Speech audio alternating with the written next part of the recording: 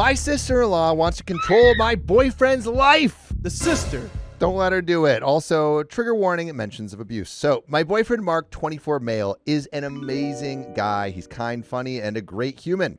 Recently, he got into a big fight with his older sister, Maggie, 37 female, which has affected the family dynamics to the point that every single member is involved, including me. By the way, this comes from Immediate Abroad 2405 on the r/2hot subreddit. And if you want to submit your own stories, go to the r/OK Storytime subreddit. So, for context, I've been dating Mark for almost 4 years. His family includes his mom, Lisa, 59 female, his oldest sister, Maggie, 37 female, and his middle sister, Sarah, 34 female. This feels like the amount of characters that requires a whiteboard. Shall we get it out? We shall get it out. Let's get it out. Let's get it out because we got we got a whole cast of people right now. Yeah, oh my God, we're gonna get more, and hopefully not too much more. So we have a boyfriend, Mark, 24 male. 24. Okay. We have his older sister, Maggie, 37 female, and then we have his mom, Lisa, 59 female, and then his middle sister, Sarah, 34 female, and that is it. Hot take, just looking at the numbers right now. Maggie is actually his mom, right? No way. No. Wait, let me do the math That's here. crazy. I could be so That's wrong. crazy. Wait, 37 minus 24. Never mind. Not That's, the mom. that's too crazy. All right. So his parents divorced when he was about 16 because his dad was a self-absorbed person, rude, a conspiracy theorist, and emotionally harmful to his mom and middle sister. His dad no longer lives with them since he moved overseas. This matters later on. So I only have close relationships with Lisa, Maggie, and Sarah. Lisa is the mom. Yep, Lisa's mom. Maggie's the sister-in-law. Yep. Yeah. Well, Maggie is, I think, his sister. Yes. Just His sister. Mark's sister, yes. Yeah. So I consider them my family because they treat me with so much love and care. But now let me explain the fights. Around early January this year, I had a serious medical emergency with my kidneys. I was hospitalized for a few days and had to rest in bed and stay active for at least 3 months due to the stent inserted in my kidney and a heavy infection. Oh no. My doctor recommended lots of rest and not to stress much during this time as it could affect my overall health. This made me feel tired and upset most of the time as I'm a very active person. Mark has been my support, taking care of me and loving me through it all. Unfortunately, during this time, Mark was fired from his job because of some changes in his company. He works in sales. It's no big deal. We have savings, but I was still worried for us. I blame my anxiety for this. During this time, I helped him look for a new job, update his resume, and so on, upon him asking for my help. All right, sounds like they support each other. That's great. Yeah. At first, we only told Sarah, as she's the closest to both of us and we value her advice and thoughts. She wasn't worried about us because she knows we're responsible adults. However, during a call with Maggie, Mark told her that he had been fired and was actively seeking a new job. Okay. And Maggie's going to take this all with good spirits and say, we understand. Right? He also mentioned that he had a promising interview coming up and that he had sufficient savings to cover any upcoming expenses. So this is like the upcoming expenses for the kidney stuff. So it seems like they're going to be okay. That's when the whole fight started. Maggie took it upon herself to find Mark a job, which sounds okay. Maggie works for a big accounting firm, has a baby and a partner, not married. She lives in an expensive neighborhood, enjoys traveling at least 3 times a year, has expensive tastes and palate, and often tries to fix her family by imposing her standards on others and pushing them to make her lifestyle the norm, which is not a good idea if you can't afford that lifestyle. Yeah, and plus if you get this job, you're going to be playing your ball field, so you have to stay within her standards too. Oh, like you think she's going to leverage this job over him to be like, you are controlled by Maggie now. Yeah. All right, well, let's see what happens. So you can get the idea of the kind of person she is. Maggie frequently messaged Mark and me nearly every other day, sharing job openings at her current company and her partners, who also works in sales but in IT services, pushing him to apply for all of them. So far, though, it seems like she's being yes, maybe overly pushy, but I feel like she's being nice so far. It looks like it. Yeah. Mark doesn't want to go back into sales because he wasn't happy doing that and wants to try something different like admin or management. Politely, but firmly, Mark responded to Maggie's messages saying, "No, thank you. I'm doing well at the moment and am not interested in sales anymore. My partner and I have discussed our goals and have a plan." Despite, well, yeah, quickly, sidebar, Riley. Do you think that's a good response? What do you think? Seems like if a reasonable person got that message, they take it reasonably well. Seems like I don't need to impose anymore. Yeah. I feel like that is a boundary where it's like, all right, I guess I don't need to engage Exactly. to this degree If you would be like, I don't need to engage. They got it, right? Yeah. I think I would be a little bit bummed, like, oh, I was just trying to help. Yeah. But I would understand. I would understand. Low key, I'd probably want Maggie's help on this, seeing her lifestyle. For lifestyle, her network is like she knows people with more money. Yeah. And as you know, your network is your net worth. Wait, what is that from? That's from like Ty Lopez. Where it's like, you know what's better than these 2 Lamborghinis? Knowledge. Have you seen that video? It's like no. OG YouTube video. I'm stuck on the DJ Khaled being like, Another one. Like, Another one. Yeah. The keys, major key alert. Bring me to ocean. Despite Mark's clear response, Maggie persisted in sending him sales jobs and so-called admin positions. But once you look into the descriptions, they're clearly sales roles. Mark responded again, "I appreciate your concern and your help, but my partner and I have discussed our aspirations and goals, and we are all happy. I am not interested in a sales job." So then we have established the boundary again. While all this was happening, Mark was clearly frustrated with Maggie. She always tends to do this not only with him, but with Lisa and Sarah in different aspects of their lives. This made my anxiety and stress levels high. I trust my partner. Mark and I are on the same page regarding our household, jobs, and so on. We always have open conversations and never keep secrets. However, Maggie kept sending him job applications and reminding me that we can't afford to only have one of us working. Now, this is where I got involved. Oh, no. OP's getting in the middle. I do not recommend getting in between siblings interacting. I do not recommend it. I feel like when you get involved in a family dynamic that you don't understand, it's just like the family dynamic precedes you by decades and decades. And so it can be a little rough. I understand if you're like maybe her partner and stuff, you want to help or whatever. Mark told me he'd gotten a management position at a company where he used to work. He knew the hiring manager and the team, so his transition to the role was going to be easy. Nice. The annual pay for the position he applied for increased, and he might get more due to his overall experience. Boom. Yo.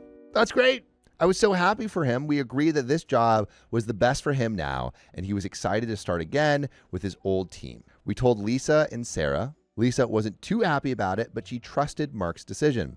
Sarah was also excited and supportive, so much so that she gave him some tips for managing his future team better. Maggie, on the other hand, said nothing. Silent Maggie. Because you didn't play by the rules of Maggie's world. Yeah, Maggie's world rules supreme. She'll kick you out. One Maggie to rule them all. One Maggie Maggie. to save them. One Maggie to bind them. On the same day, Maggie messaged me saying something like this. "Hey, OP, I hope you're feeling better with your kidney stuff. As you know, my partner and I are trying to find a job for Mark in one of our companies. We secured him an important interview for a tech sales job, but he won't take it because he mentioned he got another job. Can you please convince him not to take the job and to go to the interview and do well so he works in this company under my referral?"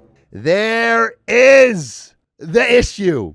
Under my referral. Did everyone catch that? She's trying to get that money so she can go on that 4th vacation or get that Louis Vuitton bag. She's trying to get the bag for the referral, because you usually get money for referring someone to a job for those corporate tech jobs. What? Yeah. I didn't know that. I thought it was like under my referral, like, oh, you're going to make me look good so I can advance. Not like It's not all the time, but like for some like high paying tech jobs, if you refer someone, you could get up to chat. Correct me if I'm wrong, but I think you could get up to 6 figures for some really high paying jobs. What the heck? Up to that's the upper end, but dude, that is ridiculous. Well, Maggie, there you go, Maggie. Because this job seems really good to him.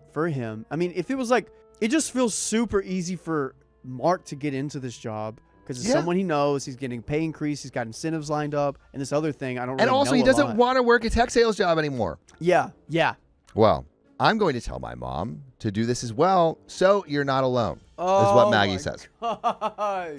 I was a bit shocked, since it seemed an odd thing to do. So I told her, "Hey, Maggie, I get you want the best for him, but he is not interested in that sort of job. We talked about it as a couple and agreed this is best for him and us as a household. I can have a conversation of potentially looking into going with this interview, but I'm not going to force him or crush his spirits regarding this job. He is an adult. He can make his own decisions. I feel like that was a nice response. Yeah. Again, another nice, we got it. Yeah. Casey Roberts says 6 figures is CEO level headhunter kickbacks, but yeah, it exists. Okay. Thank you, Casey Roberts. But it could go up to that. But she's gonna get money out of this. She's gonna get money. You know, it could be anything from a couple $100 all the way up to 6 figures, depending on the role. And she doesn't even care if he's happy or not. No, she's like, I just want that kickback.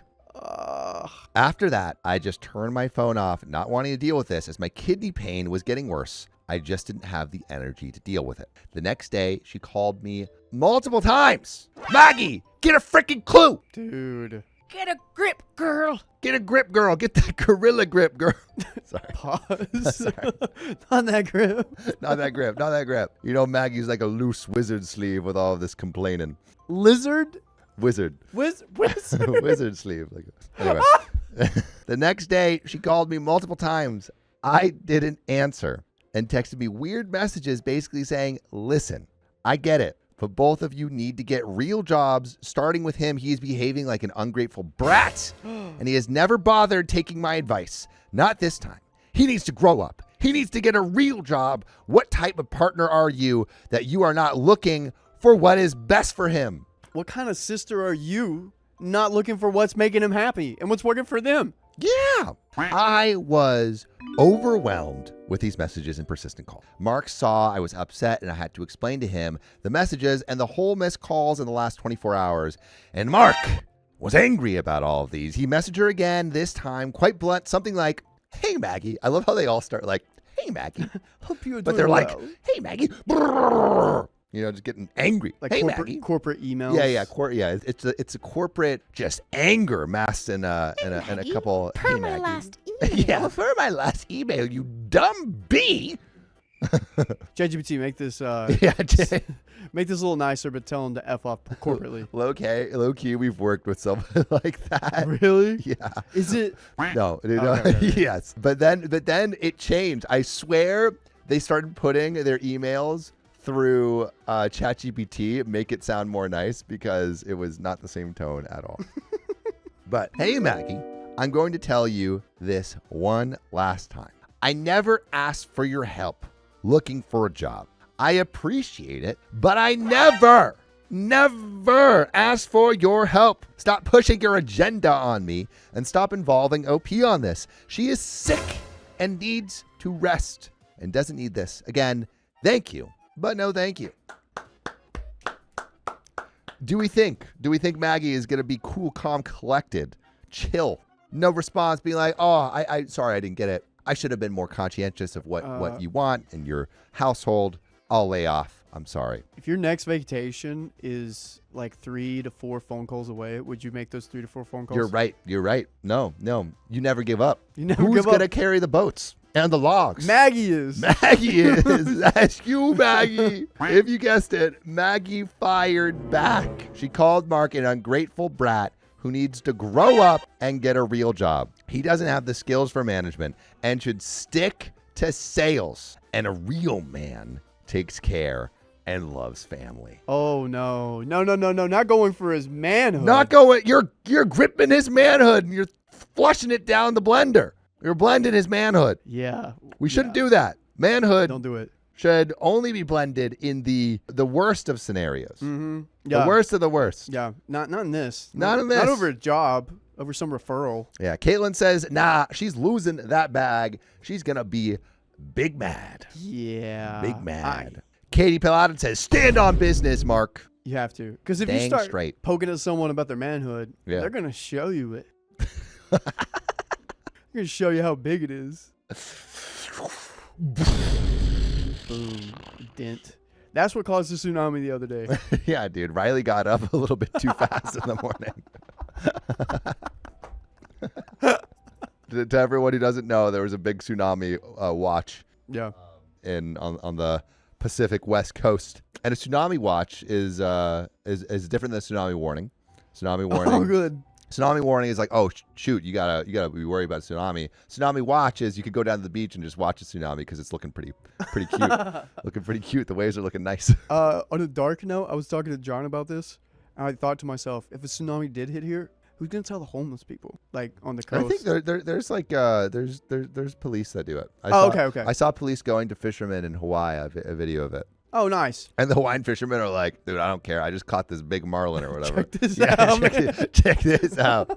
You're telling me the fish are going to come to me? Okay, I'm man. standing right here. Great. On business. So if But you you know love who fish- else Oh, sorry. stands on business? Mark. Because Mark freaking lost it. Mark is a chill guy, doesn't like conflict, but would absolutely smash you. Wink. If you keep provoking him or his loved ones.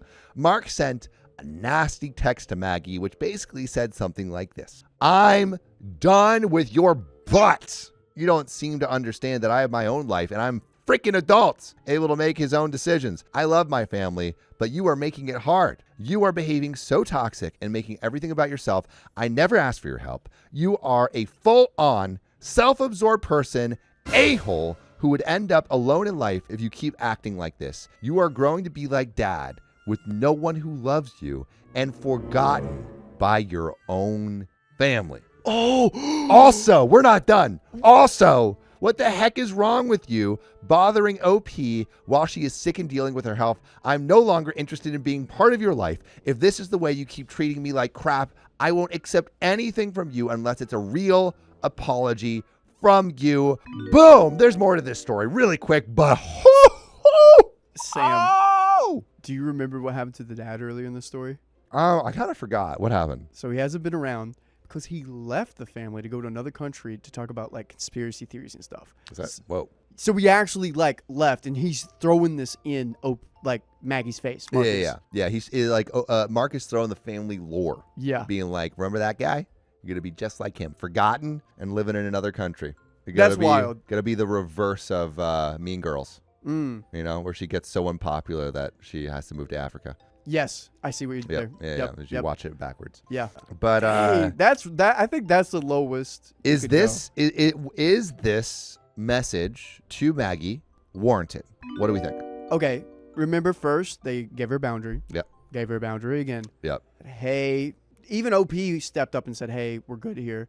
And then there were like 4 warnings. There were 4 before warnings. this last one. You know, I feel like when you're, I don't know if there needs to be like, I understand that there's emotion in this. Yeah. I think there needs to be teeth in terms of, but I don't need to think there needs to be emotion. Like, Ooh. I Because there was some blood spilt on this one. yeah, this is like I'm getting aggressive, which I totally understand being warranted because of how pushy Maggie has been. Mm-hmm. But I think if I'm looking at it like, what is the best way to approach it? It's like being a little bit less emotional and more like, hey, like if you saying the same thing, like if you keep acting this way, I'm gonna have to cut you out Yeah.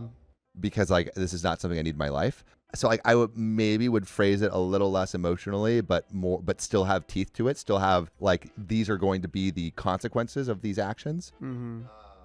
But I understand why, you know, the bear was poked and this is the reaction. Yeah. I agree. I think I agree with the teeth part instead of the blood being spilled. Wrestling Mama says, no, Sam. She kept poking the bear. And hey, I realize that. I think just at least for me, I would not react in this way. At least I would try not to react in this way. I would set a boundary that had teeth, like similar to what is said in this. But I don't think I would be as emotional. I'm curious, Sophia, what you would do. Yeah, I think that. Thank you for insightful into commentary Yes, for Sophia. Thank you. Yes, That's ma'am. yes. Queen. That's I just missed a lot of the ditto from Sophia. Ditto. And enough said. Nothing more needs to be said. Maggie sucks. Yeah. Yeah. Tell her. Yeah. I didn't even think of that. But once he sent that message, Mark blocked Maggie right away so he wouldn't see her reply. By the way, you should never block us. You should listen to full episodes of stories just like this. Go to Spotify, Apple Podcasts, or your favorite podcast app and search OK Storytime. There's another relevant update. But let's discuss.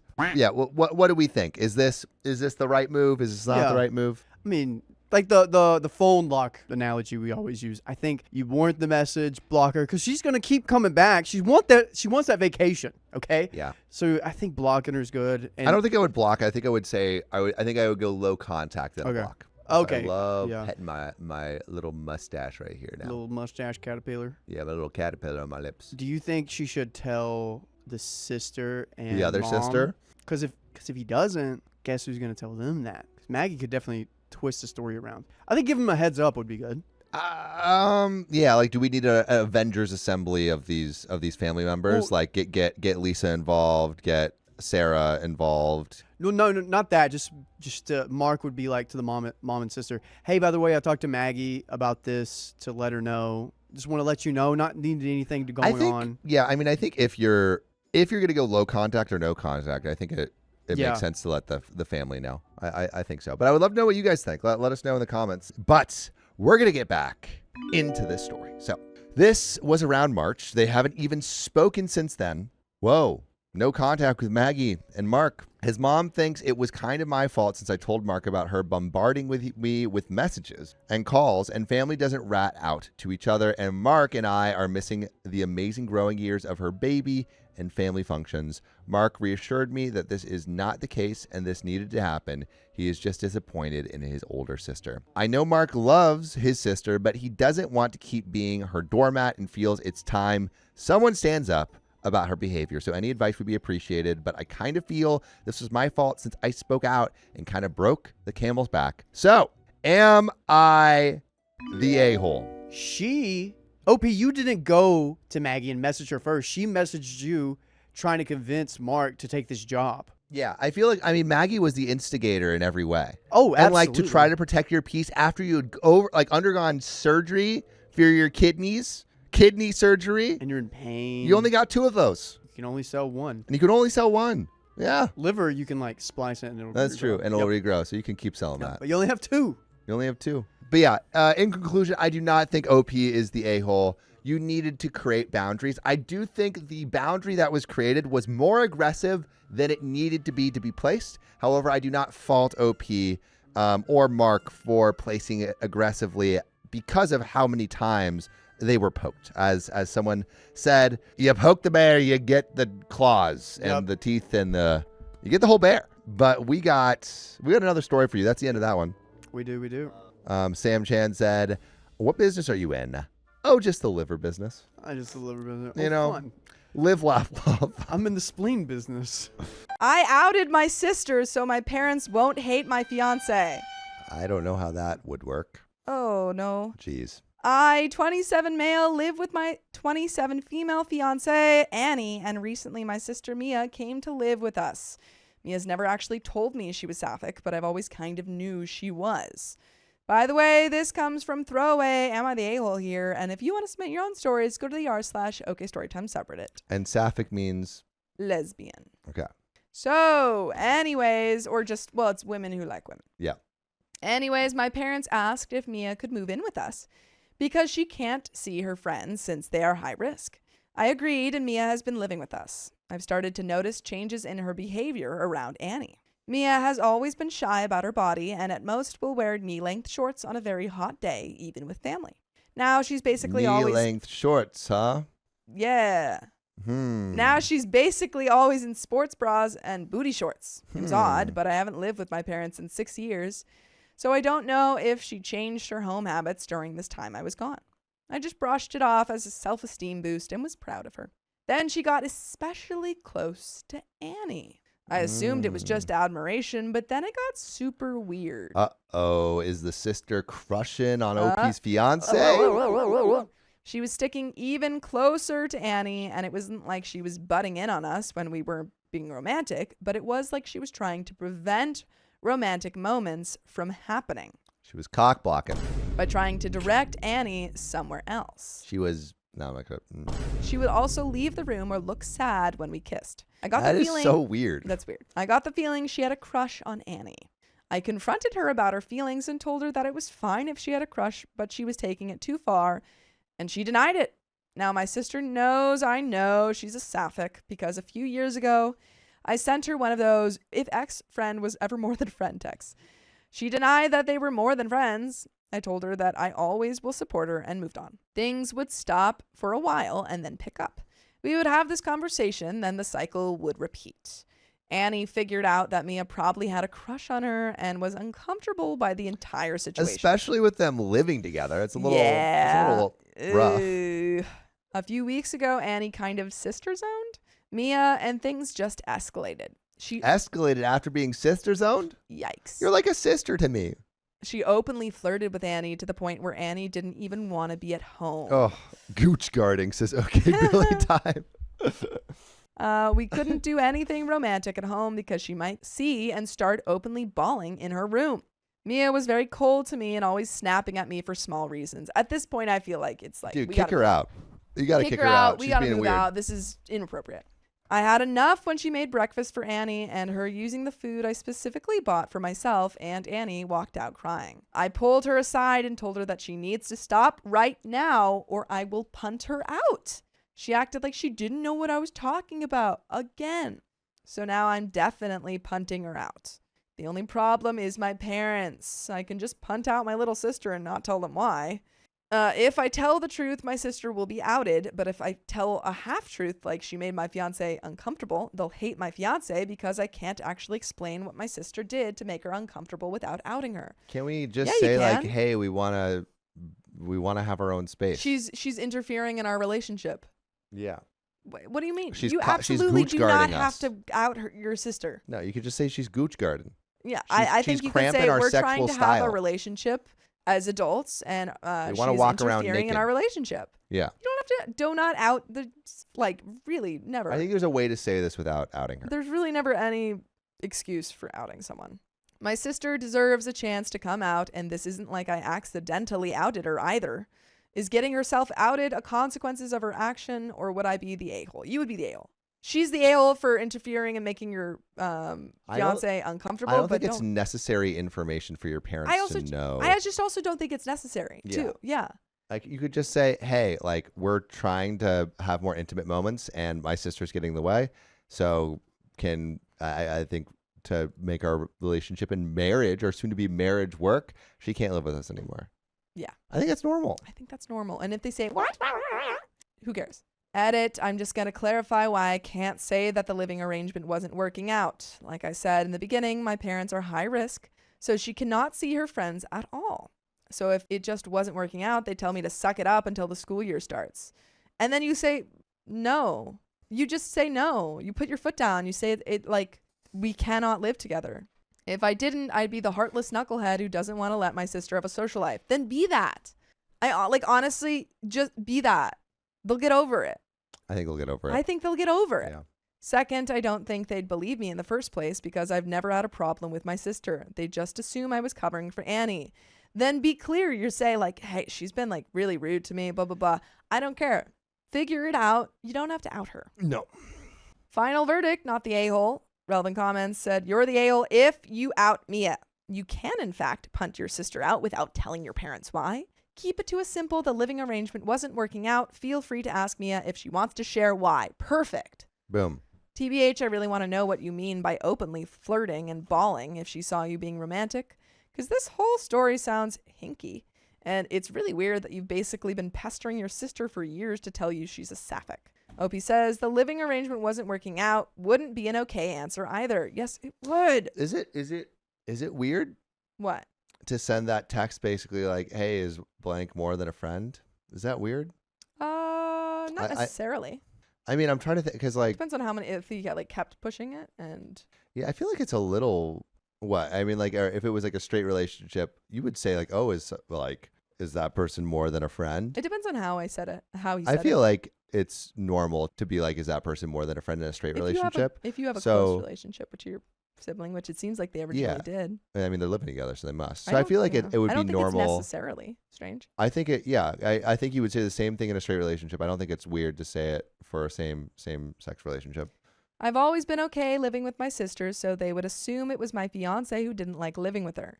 Even if I insist it was me, I'd still be the heartless knucklehead who prevented his sister from having a social life. Another user says you can decline to continue the conversation if they won't accept your answer. If your parents are this pushy and unreasonable, it's unlikely that outing your sister would do much good. OP says, I mean, then I'd be hated. Any other time, I would have taken that bullet for my sister, but based on how she was acting, I'm not willing to have my parents angry at me because of her. You'd be I don't care, honestly. You'd be the a-hole if you outed your sister. Yeah. Stop making excuses. Just tell them that it's not working out. It's not working out, talk to Mia if you want to know why. Yeah. Stop it.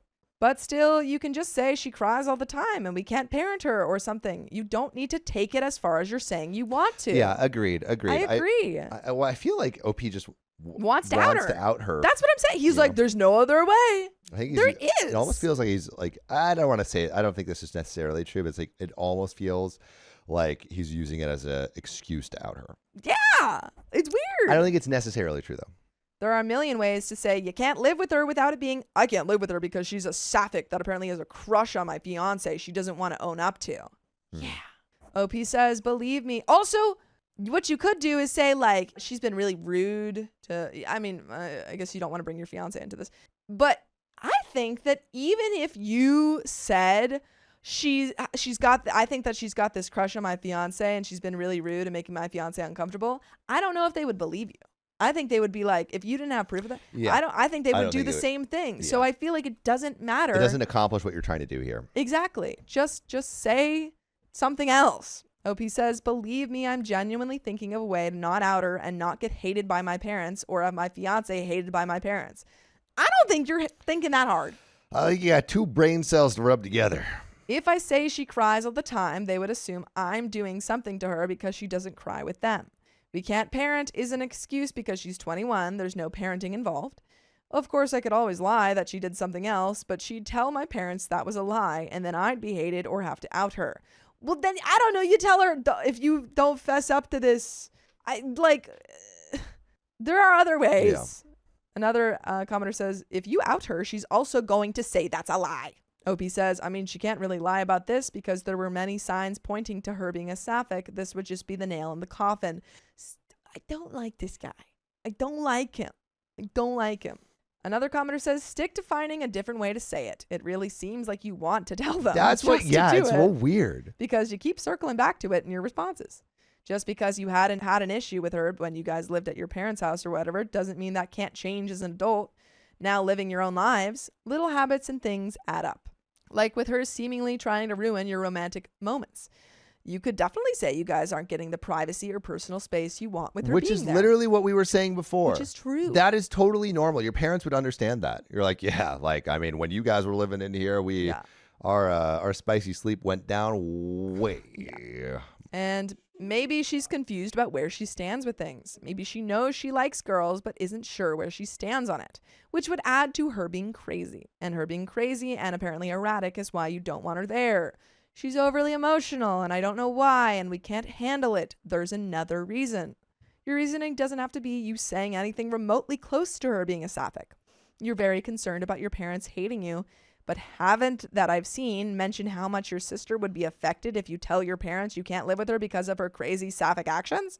Opie says, I don't want to tell them. I'm sorry if it seemed like I did. However, compared to being hated by my parents, I'd rather tell them. What are you talking? Your parents are not going to hate you. I mean, unless your parents are unreasonable, which is all the more reason to not tell them your sister is sapphic. Unless your parents are crazy unreasonable, then just say it's not working out and maybe they'd be annoyed at you. There's no reason they would hate you for saying you want to have your own place with your partner. Yeah, and also, like, are you going to risk your parents hating your sister potentially he's like, well, if they're not chill with her being and has he talked to her at all? I don't think so. I feel like he hasn't talked to her at all. Any other time I would have taken the bullet for my sister, but right now I'm not even sure I view her as my sister. I think the personal space is a good suggestion, but my sister would deny it, and that would lead to a whole can of drama. The overly emotional would also be off with them because there would have to be something that would make her emotional. Then you say, I don't know what it is. Yeah. Maybe it's something at school. I don't know. Just say that you want your space. Just try it. You're like assuming so many things. Yeah. Which would lead back to me doing something to make her cry all the time. My parents overreact and are super pessimistic, which is precisely the reason she had to come here in the first place. My sister wouldn't really be affected by telling them except from them being overly annoying. My parents are not closet guard and are very supportive, but they'd be surprised. I don't care. It is not your right to tell them. I literally don't care about any of your excuses. Yeah. I don't care. Yeah, your sibling is being weird and making your fiance uncomfortable, which is not okay. So kick her out. Kick her out. I don't care. There is no reason to out someone. I don't care. This person makes me so annoyed. Yeah. My sister is a bit shy, so I think she'd be uncomfortable with them being excessively supportive. Another commenter says, a couple of questions. How old is Mia? And what kind of texts are you talking about here? If ex-friend was ever more than a friend. Also, why did Annie walk out crying just because Mia made them breakfast? OP says Mia is 21. The text I was talking about was, if ex-friend was ever more than a friend, you know I'd still be here by your side no matter what. I'll always love you forever. Apparently that's a freaking lie. You don't love her forever. You just said she's not even your sister anymore. Yeah, you're like, how do you talk to her? Yeah, dude, it feels like this guy is obsessed with trying to out his sister and also trying to like downplay the familial relationship. Yeah. Annie walked out crying because she hates feeling like she's letting me get bullied. Basically, she felt like Mia was pestering me because of her, and she was just letting it happen when she could do something. Another commenter says, info, I feel like this requires more context, like how old your sister is, 21. Another person says, again, a lot of parents can be not closet guard until it involves their family. Mm-hmm. I still think that if you decided to out your sister, you would be the a-hole. Agreed. But in this case, your sister is also the a-hole. It's not mutually exclusive. You can all be a-holes. A-holes on Little A-holes. a-hole It family. runs in the family. Yep. At 21, she's old enough to know how to behave, even if she's going through an overly horny baby gay phase. Opie says, my parents are not closet guard. My cousin came out as attracted to the same gender 2 years ago, and they were very supportive. I think it's different than your direct family. It's so different with your direct family. My mom's oldest brother is also pan. I've been suggested to threaten to out her. Oh, and Why do you see wanna if she out chooses everyone? to change her behavior. If not, I should punt her out. Don't threaten to out her. Just threaten to kick her out. Yeah. What? Is this story What? done? Are we done? This story's making me so angry. We're only halfway through. Like the amount of like justification that this guy is going through, like the hoops that he's jumping through to justify outing his sister is ridiculous. crazy. If my parents ask, I'll tell them to ask her. And if she chooses to lie to them and paint us as the bad guys, then and only then will I tell them the truth. Another commenter says, if you out your sister, you're the a-hole. If you don't punch your sister out, you're the a-hole. You're not the a-hole if you throw your sister out, thereby making your home a safe place again for your fiancé. Agreed. And don't out your sister to your parents. I suggest that you punt out your sister, and if your parents ask why, tell them that she repeatedly overstepped boundaries and you're done with her disrespect and melodrama. You don't have to give details. You really don't. It's the same thing. I don't understand why he thinks adding and she's gay is gonna change. I feel like he feels that's like some kind of smoking gun. Yeah. He's like, and she's gay. What? Yeah. I think it's ridiculous. Hey. You don't have to give details. You're not a child and you can set boundaries with your parents too. Yep. Opie says, in any other case, not giving my family details would be fine. But she's supposed to be moving out in a month anyways. And by punting her out, I'd be depriving her of seeing her friends. They're going to want to know why. And if I don't say anything, then I'd be hated or they assume literally saying the same thing. I know that sounds a-holy, but I'm at a point where my sister is almost like a stranger to me. Okay. This is all the same thing. OP has said the same thing. Everyone's saying you're the a-hole. Okay. There's got to be an update. Okay. Here's the last one thing. I never said it's okay to out a stranger. I was saying that I'd rather out someone who I don't know than lose the people I love. You do know her. What? That doesn't make it okay, but it's sensible. You can tell me all you want that you would never out a stranger, but given the choice between outing someone who you have no connection with or losing the people who you see as family, what would you do? She's your sister. What? At this point, Mia is even less than a stranger. That's not true. She's literally your sister and you live with her. What are you talking about? Based off of what she did, at least in my eyes, she's lost the right to expect any sort of leniency from me. However, I have indeed retraced my steps with outing Mia. Before any decisions are made, I'll be talking to Annie because Annie is the victim. Agreed. I agree. Annie is the victim here. let's get into this update. This guy is pissing me off. Pissing me off. I got a lot of, you would not be the a-hole for punning my sister out, but you would be the a-hole for outing my sister. Thank God.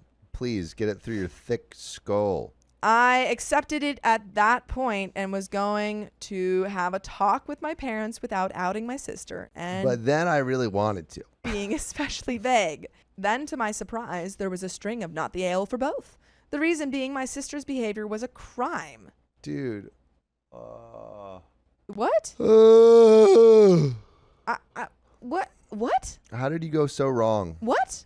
Let's keep going. Come on. And needs to be addressed immediately.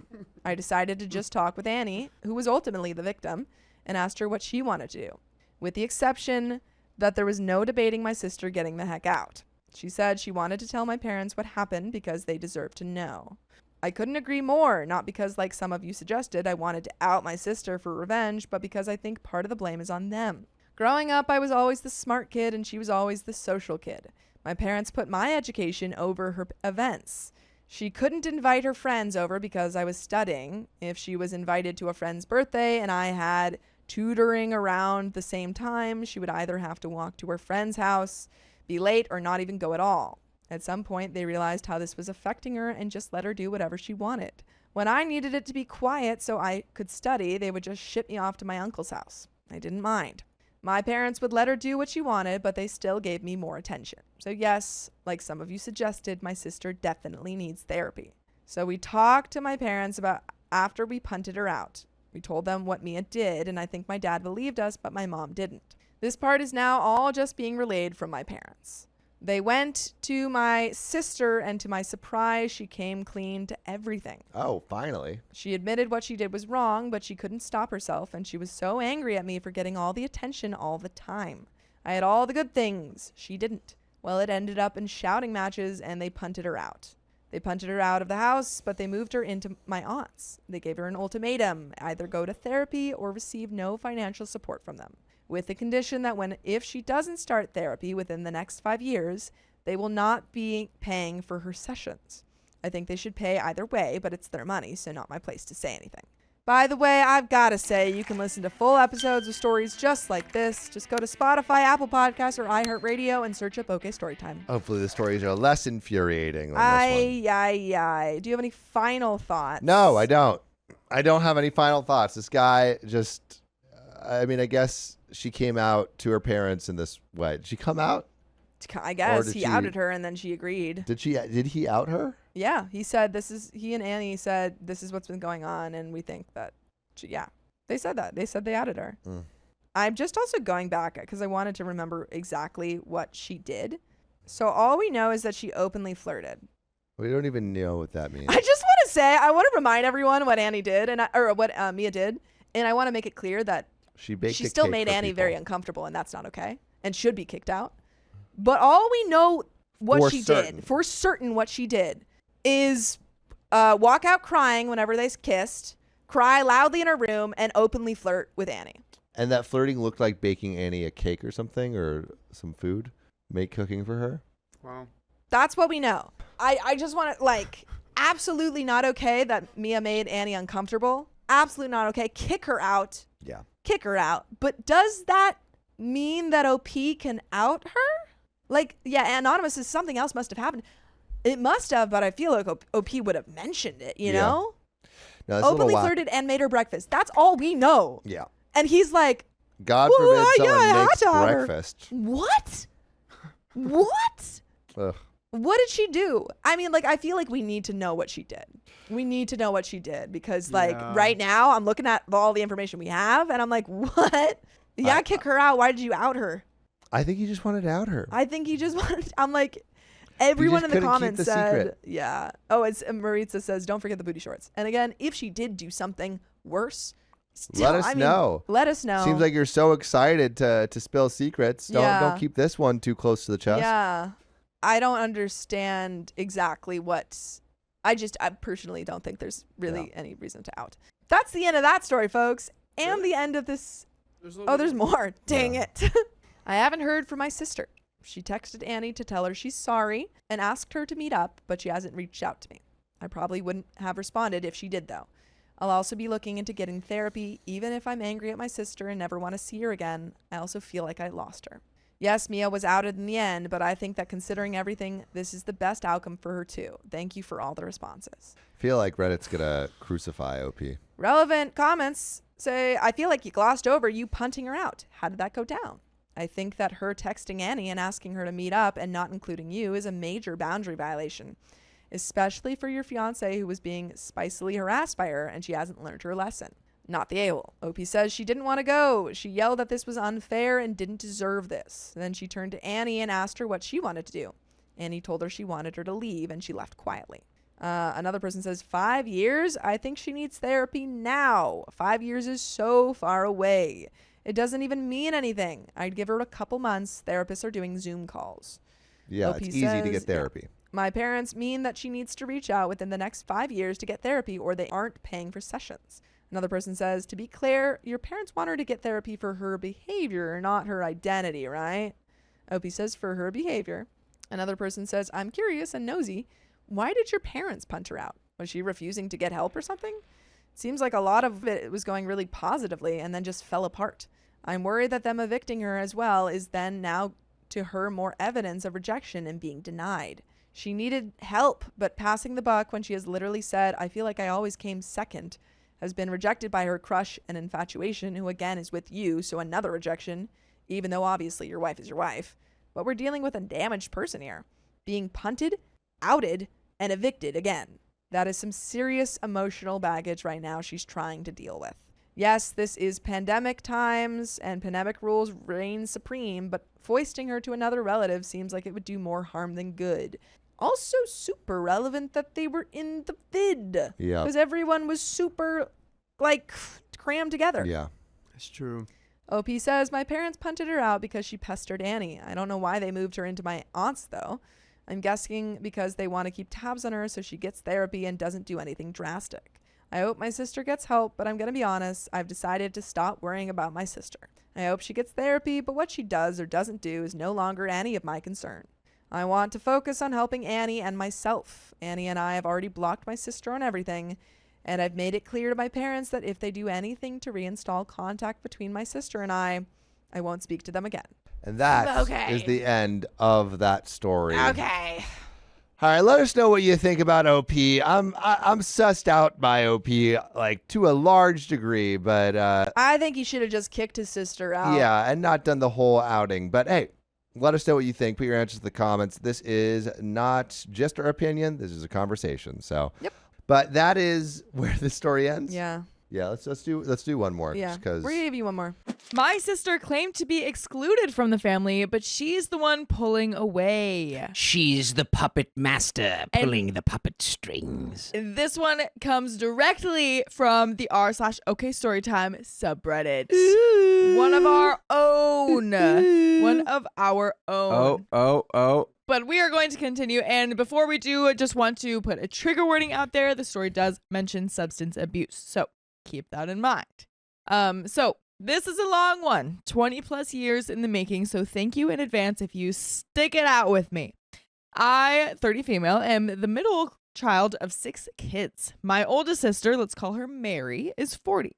My mom had her at 19 straight out of high school. Mary's dad is not in the picture and never has been.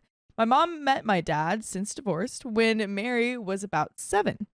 Okay, they married, and my dad legally adopted Mary. Then they had my older brother Devin, who sadly passed away in 2015. Oh my gosh. Me and my younger siblings, Abby, Dave, and Alexis, were then born. Okay, so, all right, by the way, this comes from Middle Child 1994, and if you want to submit your own stories, go to the r/OK Storytime subreddit. So, all right, all names have been changed, but since there are so many of us, names felt important to follow this story.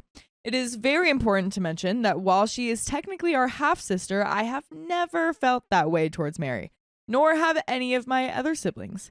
She has always just been our sister, until recently. Uh-oh, you're getting demoted from sister? She has isolated herself from the rest of us, but blames all of us for not having a relationship with her. Okay. For some background, my mom and oldest sister have had a tumultuous relationship since I can remember. We grew up very strict and religious, and Mary was a bit of a rebel. Nothing too crazy, mostly being late for curfew, hanging out with boys, and getting piercings that she knew my parents would not approve of. Yes, their control was overkill in my opinion, and prevented us from expressing ourselves growing up, since our fashion, choice of music, and friends were all monitored closely. I do not remember listening to non-Christian music until middle school, when my friends shared it with me. We were all homeschooled for a time, then went to a private Christian school. We eventually did go to public school, but I was in my last semester of 8th grade when I was finally enrolled in it. So yes, as the years went on, they did start relaxing, but Mary, being the oldest, got the brunt of it. To this day, Mary still brings up all the things that we were allowed to do that she wasn't. It's clear that she's resentful not only to our parents, but also to us, her siblings as well. One example of many was that she had to be a teenager before she could get her ears pierced, while me and Abby got ours pierced at age 9 and 7. Ah, man. Yeah, I'm not an oldest sibling, but I can definitely see, being resentful of the privileges that the younger sibling gets. Well, that's from all the older siblings I know. That's really how it usually goes. Yeah. Oldest sibling is like, everything is like, no, strict, this, that, blah. And then the second one, they're like, whatever, do whatever you want. I don't care. Yeah, because the parents learn like, I guess it doesn't actually matter that much. Yeah, and like, then, yeah, sure. Yeah. Mary moved out of the house when she was 17 and in with her boyfriend. Oh, wow. When that turned toxic, she moved back in and then once again did not want to follow my parents' rules, so she moved out again, cutting contact with us all. This is Mary's go-to move, to cut people out of her life who do not agree with her and fully support her, and is her right. However, the first time that this happened, all of us siblings were so young. She got in a fight with my parents and cut all of us out of her life. Her younger siblings were Devin, who was 11, Devin, me, 11. 9, Abby 7, Dave 5, and Alexis 1. So this was at the time. Obviously, everyone's grown up now. Everyone was this young when she left our lives. I will admit that I have always been the more emotional one of the family, and her leaving really affected me. I was heartbroken not having my big sister in my life, and one day decided to write her a letter about how much she was missed and how much I wished for her to reconcile things with Mom so that we could see her again. I sent it in snail mail, and this was in 2005, so email was a thing, but I was 9 or 10 and deemed too young to have one, which is fair. The letter worked, and she reconciled with my mom. Oh, wow. Okay. She had 2 kids at the time, ages 3 and 1. I will be very honest here. I'm guessing the years and ages since it was so long ago. I probably have a few things mixed up as memory isn't perfect, and I was young. Things were great for a time, but Mary and my mom had another falling out and she cut contact again. This time it lasted for many more years. When I turned 16 and got my driver's license, I started going over to her house without telling my mom for fear of making her sad. She was so depressed because she missed Mary and was missing watching her grandkids grow up. My mom is not without blame or fault. She and Mary both said hurtful things that they regret. I started cultivating a relationship with them on my own terms while she remained estranged from the rest of the family. My older brother was getting into substances at the time, and because of that, he did not have a license or relationship with Mary. So I was the only one seeing our niece and nephew. It remained this way until 2015 when our brother passed away from his substance abuse. After the funeral, Mary and my mom made up and the whole family was back in each other's lives. Well, almost the whole family. By this time, my parents were divorced and both remarried. None of us are close with our dad and his wife, but are really close with my mom and her husband. Her husband has stepped up into the father role, our biological and Mary's adoptive dad ran away from, but that story deserves its own post. The bigger the family, the more drama, I guess. Anyways, things were great. Mary and Mom rebuilt their relationship. Their whole family started celebrating holidays with us and even went on family vacations together. This was huge. Unfortunately, on the last family vacation, crap hit the fan, though. Dang, man. This is a lot of back and forth of being good and bad and good and bad. That's exhausting. I don't know if my heart can take it. Leading up to the vacation, Mary and her husband were having serious marital problems. Mary turned to drinking to shut it out, and as these things do, it eventually blew up. Without airing their dirty laundry, we all have it, and it isn't mine to share. Mary decided to quit drinking, and her husband have been in counseling and been making it work. So why is this important? Because Mary is the only one not drinking in the family. Mary wasn't and isn't. Mary hasn't and doesn't have a problem with booze. She just saw how booze can make emotions and situations worse. She's never liked the taste of booze, only drank for the buzz, and because it's such a societal norm. Since she quit, she's ordered a few cocktails for special occasions and doesn't end up finishing them because they just don't taste good to her. However, with my older brother's substance abuse, this is a very sensitive topic in the family, and Mary uses her sobriety as a weapon against those of us who drink and smoke the devil's lettuce. It feels like she believes that she is superior for being sober. She says that it doesn't bother her that we order a drink when we go out to eat, but I cannot help but feel judged, so I refrain. That's literally the most annoying kind of person. Yeah. It's not even about like, it's about anything. Like it can be sobriety, it can be veganism, it can be like liking of a sports team. Like anyone who's like, oh, well, I've got it all figured out the right way and you don't. Yeah. But it's okay. I won't judge you for it. However, none of us refrained on vacation. My mom and stepdad arranged an Airbnb about 15 minutes from the beach on a gorgeous 3-acre property with a pond, a pool, and a hot tub. There were 10 people going on this trip, so accommodations were tight, but everyone had a place to sleep. We had stayed in the high-rise condos on the beach before, but it was so overcrowded this time that we all agreed that we would rather have our own space and make the 15-minute drive to the beach when we wanted. It is important to mention that Mary and her kids spent most of the time at the hotel pool instead of the beach anyway, so having our own private pool sounded better, especially since we had a car, so we didn't need to Uber and could make the 15-minute drive to the beach whenever we wanted. With 10 of us going, we knew that everyone would not always want to do the same thing, and all agreed ahead of time that it was okay to split up and do different things with different people at different times. About 2 weeks before the vacation, we got a group text from Mary stating that her family booked a hotel on the beach because they felt that the house was going to be too overcrowded and they wanted to be closer to the beach. At this point, alarm bells started going off in my head, wondering why they were isolating themselves, but was assured by several family members that they just liked their space. They always have, and as someone who lived alone at the time, I was also concerned about not having my own space or time to myself. So I let it go. 1 week before the vacation, they stopped sharing their locations with us. Cut to the vacation, and they could not dip out of the airport and away from us fast enough. We made dinner plans that night and at one of our favorite local restaurants and asked them to meet us, but we got no reply. We sent daily texts out with our plans, and they always made different ones. We asked them to dinner at the house repeatedly, but they didn't want to make the 15-minute drive. We felt completely ignored and shut out.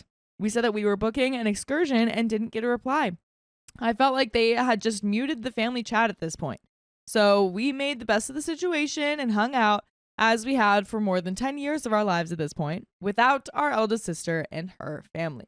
Though it did really bother us. So here comes the drama. Oh boy. Oh boy. I thought that was the drama. No drama. No drama. No drama there. Ugh. I know how it sounds like there could have been. Yeah. But actually there was no drama. And here it comes now. We're grading the drama on a curve here. So, towards the end of the trip, they finally agreed to meet up with us as long as we came to them. It was already late in the day and we had been drinking, with the exception of our stepdad. So he agreed to drive us. Hindsight being 2020, we probably should have declined and just not seen them at all during this family vacation. My mom was wasted, she was also very hurt, and as mentioned before, my mom can say things that she regrets. She doesn't like being vulnerable, so when she is hurt, it is usually expressed with anger. My mom can communicate with all of her children well, except for Mary. To be honest, none of us can really communicate with her and have it be a positive outcome unless we hear her out, see her side, and agree to not do whatever annoys her again, though we almost never leave the conversation feeling heard or like she spent any time seeing our side of things. Yeah, that feels like you can't communicate at all. It's just easier to say, yes, Mary, we're sorry, and move on to keep the peace. When we met them at the beach, my mom decided to confront them. She was very aggressive and said a lot of wrong things. I have a very close relationship with my mom and did not recognize her. Needless to say, it went as poorly as a meeting could possibly go. Since then, the relationship has fractured again. My mom has had separate conversations with all her kids, and we expressed how what she did hurt us, embarrassed us, and was not okay. We've all forgiven her on our time, with the exception of Mary. My mom has started counseling and has apologized to Mary and her kids individually. Okay, that's progress. But they want nothing to do with her. What is upsetting to me now is that we were all hurt by them booking a vacation with us and then essentially saying that you're not my real family. I want to spend it with them. We cannot bring up how it hurt us because of how poorly our mother handled it. I have gone out to lunch with Mary a couple of times and set the boundary that we cannot talk about mom. I set the same boundary with my mom, saying that we cannot talk about Mary.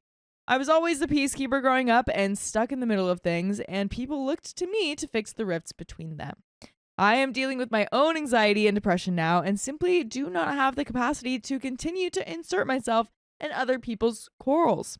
I play the devil's advocate maybe too much, so when mom vents about Mary, she feels like I am taking Mary's side, and when Mary vents about mom, she feels that I am taking mom's side. They both end up annoyed at me, and it isn't even something that I'm involved in. That sounds so incredibly exhausting. To do that your whole life, like, my goodness. I guess I do not know how to hold space for people. I always try to get them to see each other's sides, which is why I set this boundary.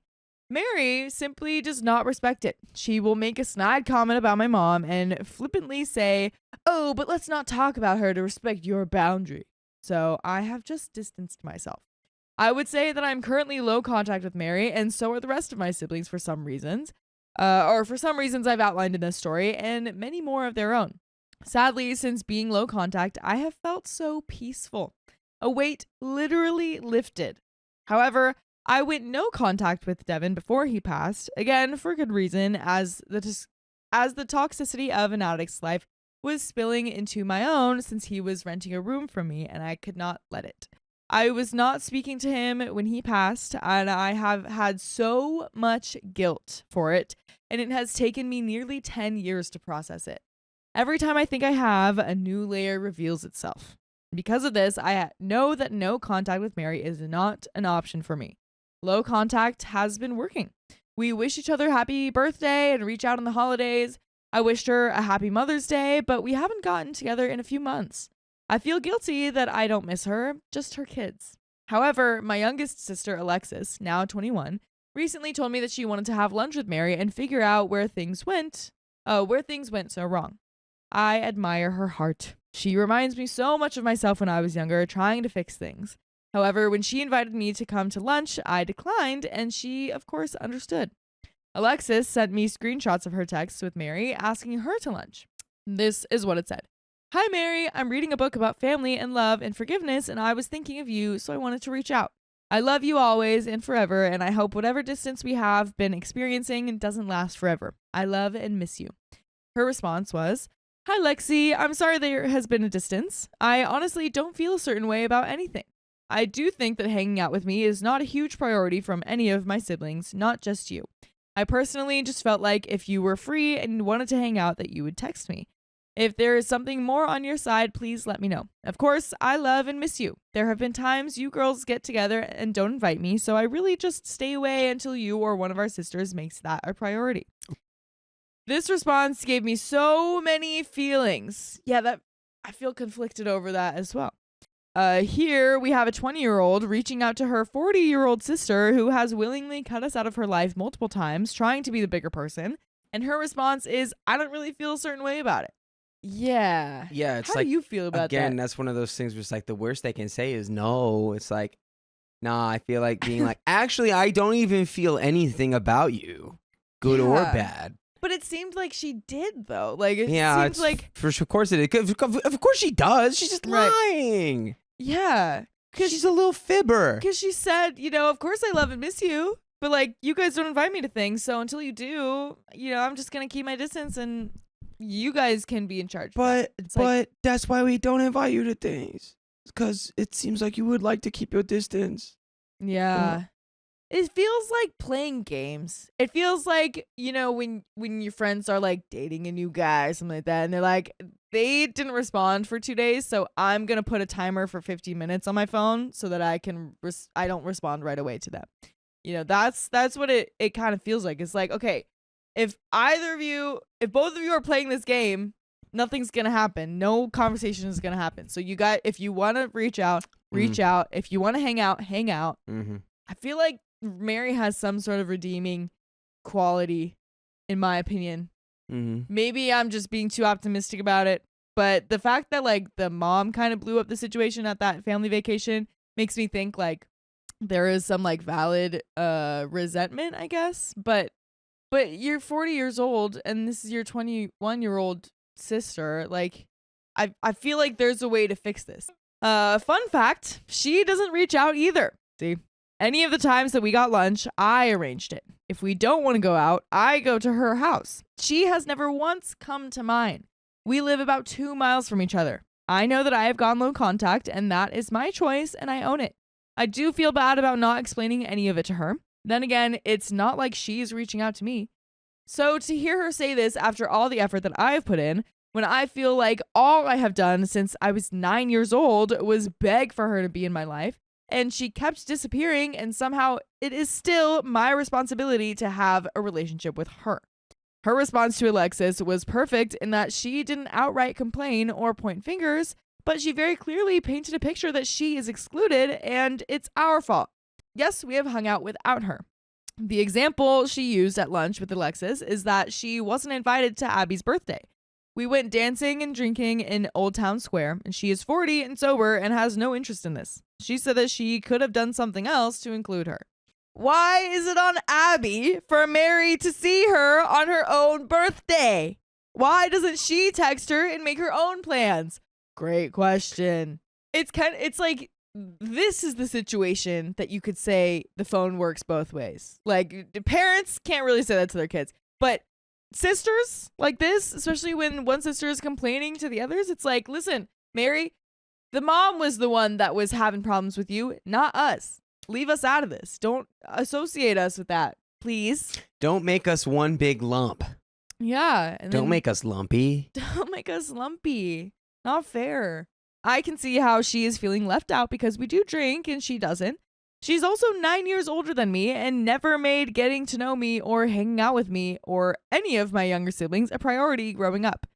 I am not saying this is healthy, but I feel like how dare you expect something from us that you never gave us, especially when you are nearly a decade older than me and 18 years older than Alexis. How dare you? How dare you? But I dare you to go to iHeartRadio, Spotify, Apple Podcasts, whatever your favorite podcast app is, and search OK Storytime, because you're going to find full episodes with more stories just like this one. I triple dog dare you. Yeah. Oh, no. Yeah, I went there. Anyways, there is a little bit more to the story. Let's finish this all one up. So, I don't think I'm the a-hole, but she does such a good job at playing the victim. She also has been abandoned by her bio dad and adoptive dad, so I realize that there is an insane amount of pain there. So why isolate yourself from us? Is it a defense mechanism? And if so, is it on us to break down that barrier? Sorry for rambling, Reddit. It feels good to slow down and write out my feelings as I have been dealing with this since I was a child, and it always circles back. My niece, who is 19, and nephew, 17, are becoming resentful as they listen to everything that their parents say, and I am just at a loss.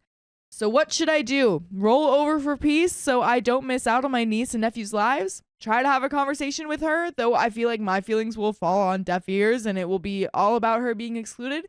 I feel like my 9-year-old self was more mature than my current self at 30. Am I protecting myself or being stubborn because I feel like it's her turn to try and save our relationship? So if anyone's stuck through this novel, I appreciate you. Thanks for reading, and do you think that I owe it to her or myself to reach out yet again and try to be the one to mend our broken relationship? And that is the end of that story, but what do we think?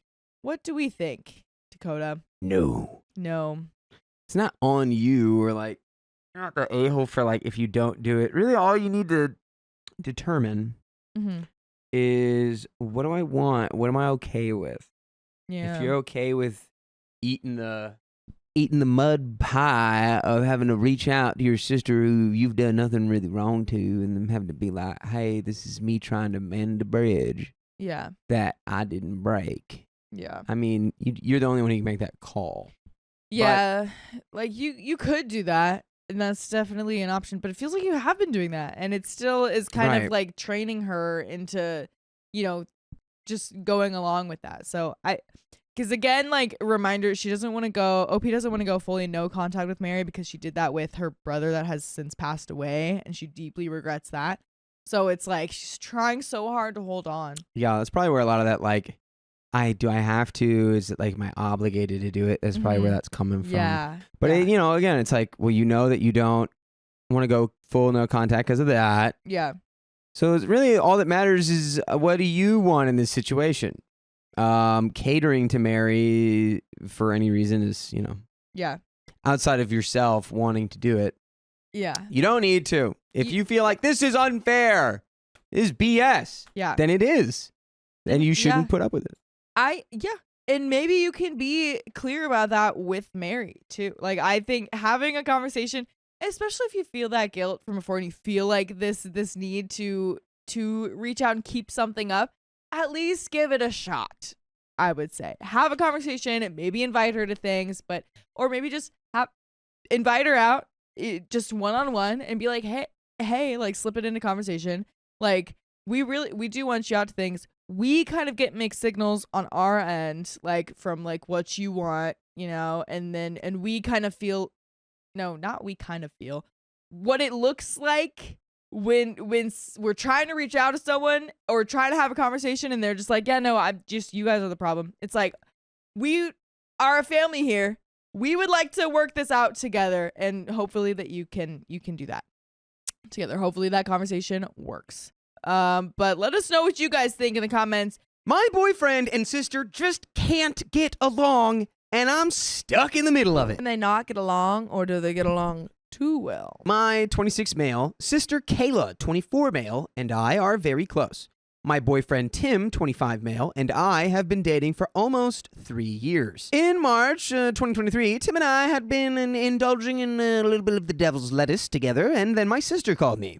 We spoke on speakerphone. She was talking about her job at the Plasma Donation Center, and she was venting about how disappointed she was that this is what her degree, biology, amounted to, earning $18 an hour. By the way, this comes from user Sacred Math 8105, and if you want to submit your own stories, go to the r/OKStorytime subreddit. Tim overheard this and interpreted that she was making a dig or throwing shade at him, a pharmaceutical tech. I tried telling him over and over, we're not talking about you, Tim, that she's allowed to be disappointed in her job. He dropped it, though it wasn't the most harmonious resolution. That August, Tim and I, as well as my brother and sister, were all attending a local concert. We weren't all going together.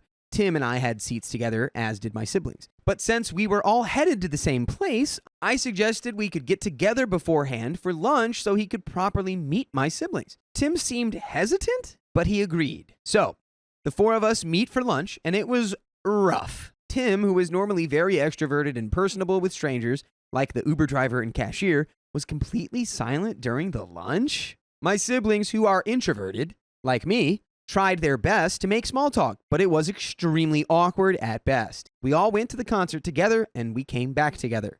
Afterwards, Tim said my brother is cool, but he was on yellow light with my sister. I asked why, and he said that she said shady comments during the lunch, like, which one of y'all have the tickets, and where will you be sitting during the concert? I immediately shut down. Later on, we got in a heated discussion in which I basically accused him of bringing his feelings from the March phone call into how he approached the lunch, mentally and literally. He denied this and basically said his feelings are his own, and I essentially can't tell him how to feel about Kayla if he felt her behavior was untoward. So basically, we dropped it, and I guess we left it at yellow light. Then in December of 2023, my sister and I were playing a game, and she won. I was happy for her. She never wins. So I texted Tim about it, and his first response was, "Did you let her win?" I said, "No, don't do her like that. He then said I wouldn't defend him like I defend her. And that led to a huge spat over text in which it was revealed that he lied in August when I asked him if he still felt some way about the phone call. He said that he didn't tell me because he wanted to observe my siblings and I and see for himself how they would interact with him or each other. I told him that that wasn't his place. It was mine to set up or call off the lunch, and I should have had that information before I set it up. Eventually, and I forget how, we resolved the talk and essentially agreed that at some point, no timeline, he was going to chat with Kayla and sort it out. So that brings us to now. Yesterday, Tim said he'd like to speak with Kayla.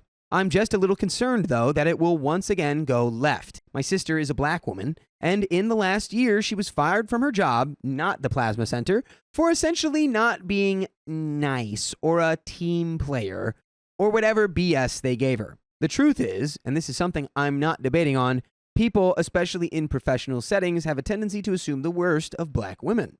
And so the situation with Tim and her job has made her very self-conscious about herself, what she says, and her facial expressions. When I spoke to Kayla yesterday to gauge her feelings on the potential meeting, she expressed this. She doesn't understand what she did wrong to Tim, but she said it could be an intention versus impact thing. She said she's concerned about meeting with him because one wrong expression could have him thinking negatively of her. I told her that if she is who I think she is and he is who I think he is, it will be fine. Kayla called me back in tears, saying that by me saying I think, I was implying that what Tim and her previous employer were saying could be valid, and I shouldn't be doing that as one of her closest friends. I apologized, and that's where the entire situation is now.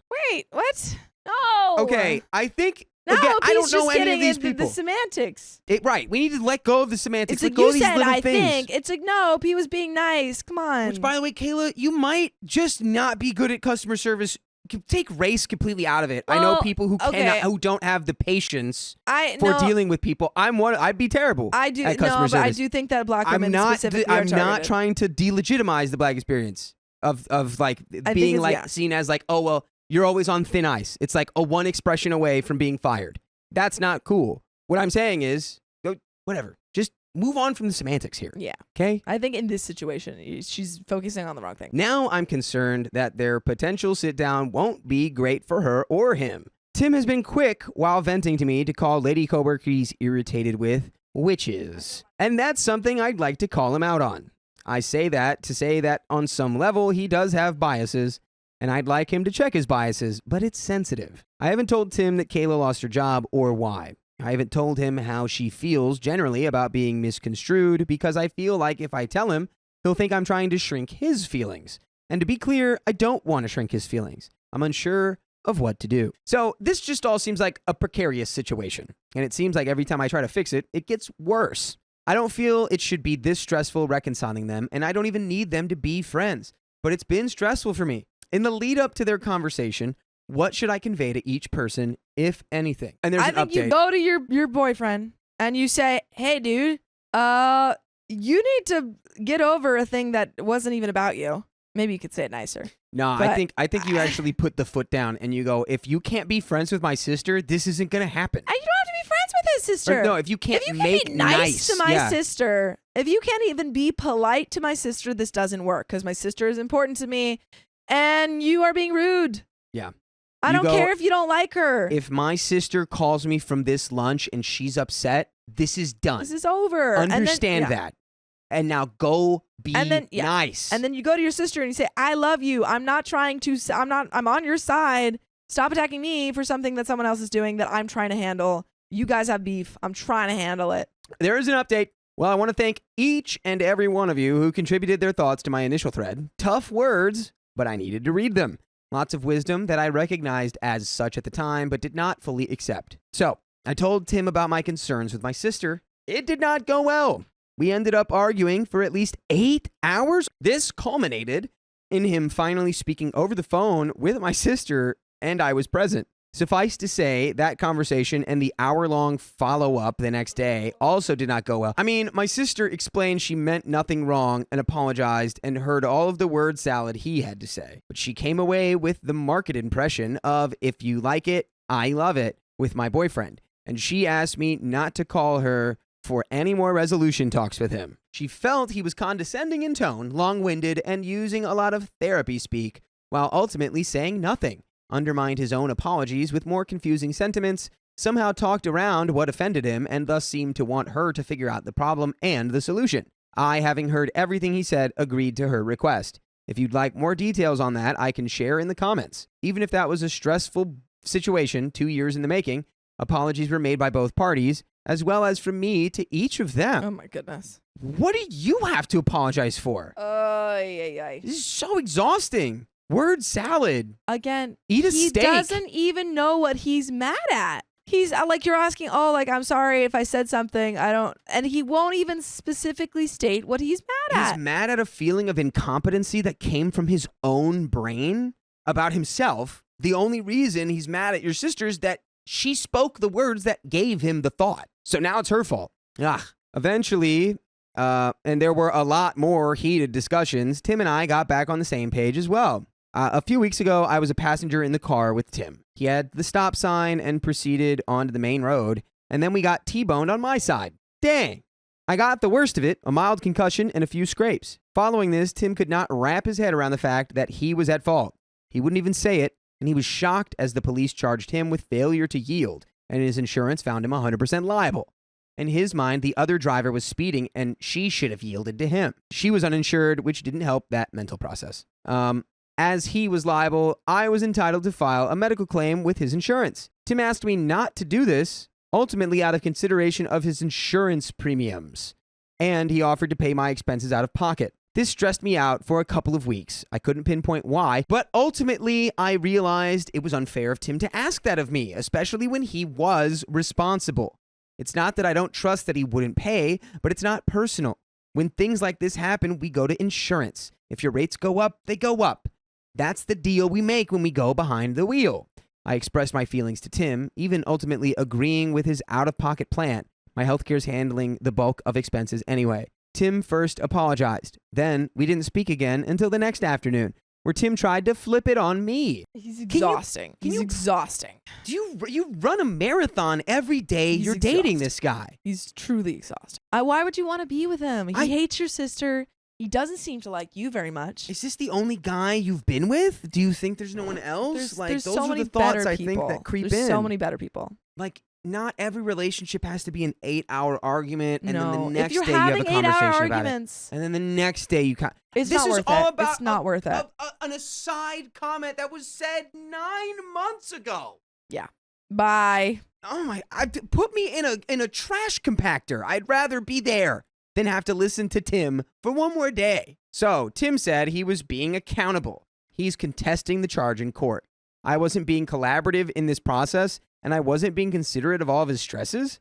I ended that conversation as I felt it wasn't productive. Then I followed up and said, sure, he was being financially responsible, but it's more so the emotional responsibility that I'm seeking. I haven't gotten anything more than I'm sorry the accident happened. Tim didn't respond to that. He just said my feelings are valid. He understands, and thanks for sharing. After that, our text became a lot colder and more distant. We live 90 minutes apart, so we primarily communicate through text. Essentially, Tim either gave me the silent treatment or decided I was one of the stresses. Having my very reasonable feelings be flipped on me was genuinely one of the most jarring things ever. Here I was arguing for an hour about my feelings, and then he'll say he'll never tell me how to feel. This is also the same guy who always urges me to be vulnerable with him. It was another week of reflections for me.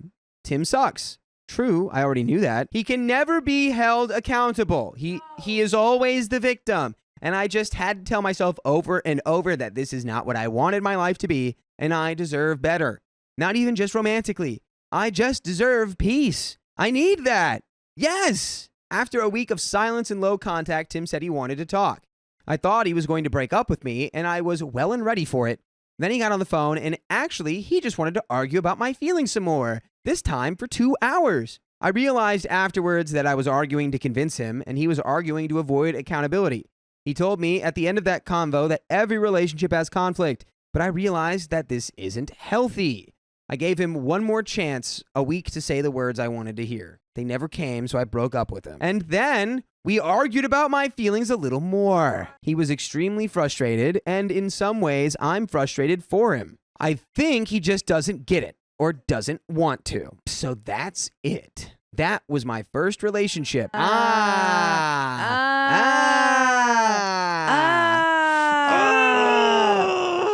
it now. We get it. That's why you had an 8-hour argument. Because you're like, I guess this is just how it works. No. Ugh. And for somebody who already had low self-esteem, this is probably going to be a doozy to reflect on. Shout out to the commenter who suggested therapy. I hear you. And by the way, you can hear full episodes with stories just like this, but maybe a little bit better on Spotify, iHeartRadio, Apple Podcasts, wherever you listen to podcasts. Just search OK Storytime. And you can find almost 2,500 episodes to listen to at your leisure. So true. Yeah, So and true. we are not going to be leisurely. We're going to sprint through the rest of the story. Folks, break up with your red flag partners, even if they're your first partners. Just do that, please, for the love of God. I feel sad about it. I look back fondly on some moments, but I have so many journal entries and Reddit posts like these and conversations with my sister that will not allow me to romanticize this relationship. I recognize that even if there were good moments, maybe even mostly good moments, the bad moments were terrible and just not worth it. So many red flags to recall. I just didn't want to believe that he was who he was. I wish I'd put my foot down earlier. One of my lessons is to trust my instincts and act on them. And my intuition is better than I give myself credit for. I spent a lot of time during this relationship wondering if I was crazy. Oh, you're not crazy. You're I'm not letting crazy. it all go. I'm letting it go. First relationship. You're First not crazy. relationship. Queen Procrastination says, Dakota, why didn't you tell me that 15 years ago? You had to learn. Sometimes you got to learn things on your own. Because I was 14. I was in freshman biology. Dakota, why didn't you tell her when you were 14? I was busy. He was busy doing biology. Having my first girlfriend, really, actually. Dang. Yeah. So I didn't you know. needed I that definitely didn't information. know back then. Let's finish her off. And finally, I'm thankful to be alive. I could be passed away in the grave right now, and Tim would be telling my family incessantly, well, she was speeding. I'm here. I'm alive. I just have a few healing scrapes and headaches that are getting less intense every day. I get to move forward and meet new people, have new experiences, and learn new lessons. I'm living. You are living, OP. La You're vida living. loca. Living La Vida Loca. And we that love is to the see end of it. that story. My brother's fiance has cut off our family, but she never said anything in person. Me not saying anything. My younger brother and I were super close growing up, but we've drifted over the years. He's always been outgoing and well-liked, though also stubborn and firm in his beliefs. He started dating his now fiance, Ursula, in 2016 when they were 15 and 16. They are now engaged and have a 2-year-old son, and they live at the bottom of the sea. By the way, this comes from Time Mouse, and if you want to submit your own stories, go to the r/OK Storytime subreddit. So Ursula has always been polite but distant with our family. During the vid, she moved into my parents' home and shortly after became pregnant. They didn't pay rent while living there and used 2 of my parents' cars. When their baby was 6 months old, they moved in with her family, where they now help care for her younger siblings and support the household. After they moved, Ursula claimed my mom was verbally and emotionally harmful. My mom is blunt and not the most tactful, but she's not someone who goes out of her way to be cruel. Some of Ursula's examples include my mom saying the baby looked like my brother, which she took it as an insult, or suggesting Ursula consider staying home with the baby while my brother provided financially. My mom later followed up just asking what her long-term plans were, not to judge, but just to stay informed. Ursula took that as criticism too. Before the baby's first birthday, Ursula confronted my mom, explaining how hurt she felt. My mom apologized and tried to clarify, but Ursula told others the apology was insincere and that my mom was gaslighting her by framing Ursula as the problem. Then, for the baby's first birthday, Ursula didn't invite our parents or tell anyone in our family when or where it was until the day of, when it rained and they asked if they could have it at my parents' house. My parents agreed, pulled it together last minute, and hosted all of Ursula's extended family, while ours was mostly excluded. For the following year, they skipped every family holiday and get together, always citing illnesses or emergencies. They would sometimes visit my parents' home only when they knew no one else would be there. My husband and I have 2 kids close close in age to my nephew. We planned a wedding in December of 2024 after 4 years of marriage. In the lead up, I tried reaching out to my brother to reconnect, especially for the holidays and his son's second birthday. He brushed me off and said I should make plans with Ursula. The thing is, she had messaged me and my mom a couple of months before, and we both responded with possible dates. She deleted our replies and told our brother we never answered. When I showed my brother the proof, he seemed surprised and he said he talked to her. Right before our rehearsal dinner, she sent me a long message claiming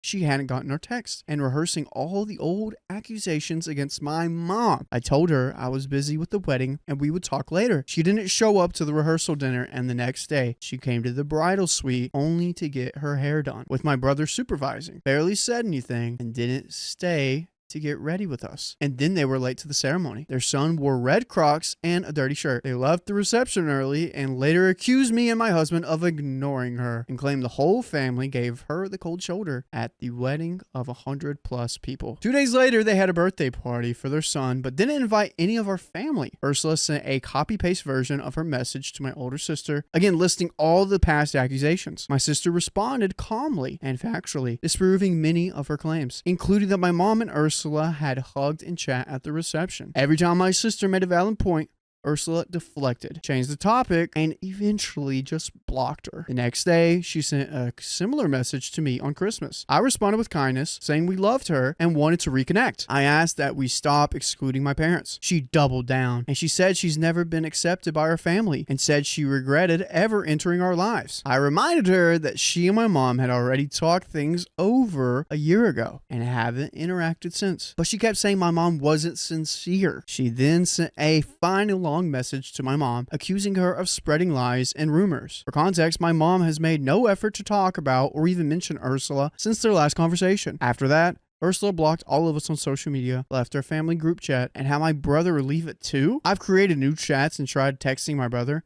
He doesn't respond. We haven't seen them since the wedding. Okay, pause. Talk to me. At what point do you just like give up? Because I feel like there's like this pendulum effect of like sons always listening to the mom and just giving in to the mom whenever they want. And then you got the other side of that is like they just listen to the wife and do whatever the wife want. And you need to stay in the middle. Be honed down by gravity and grounded. You stay there. But I feel like I haven't really seen it on the wife's side where the wife calls all the shots. Really? I've seen, Maybe I not can't in a remember while. one off the top of my, like a specific one off the top of my head, but I feel like we've definitely seen one where the wife is just like running it and it's like, nope, this is what we're doing and everything runs through me and there's no, what I say goes. What I say is law. Yeah. What is she getting? What is she gaining? She gets to say that everyone is wronging her and do things her way and isolate Yes. brother from the family. That's what, okay.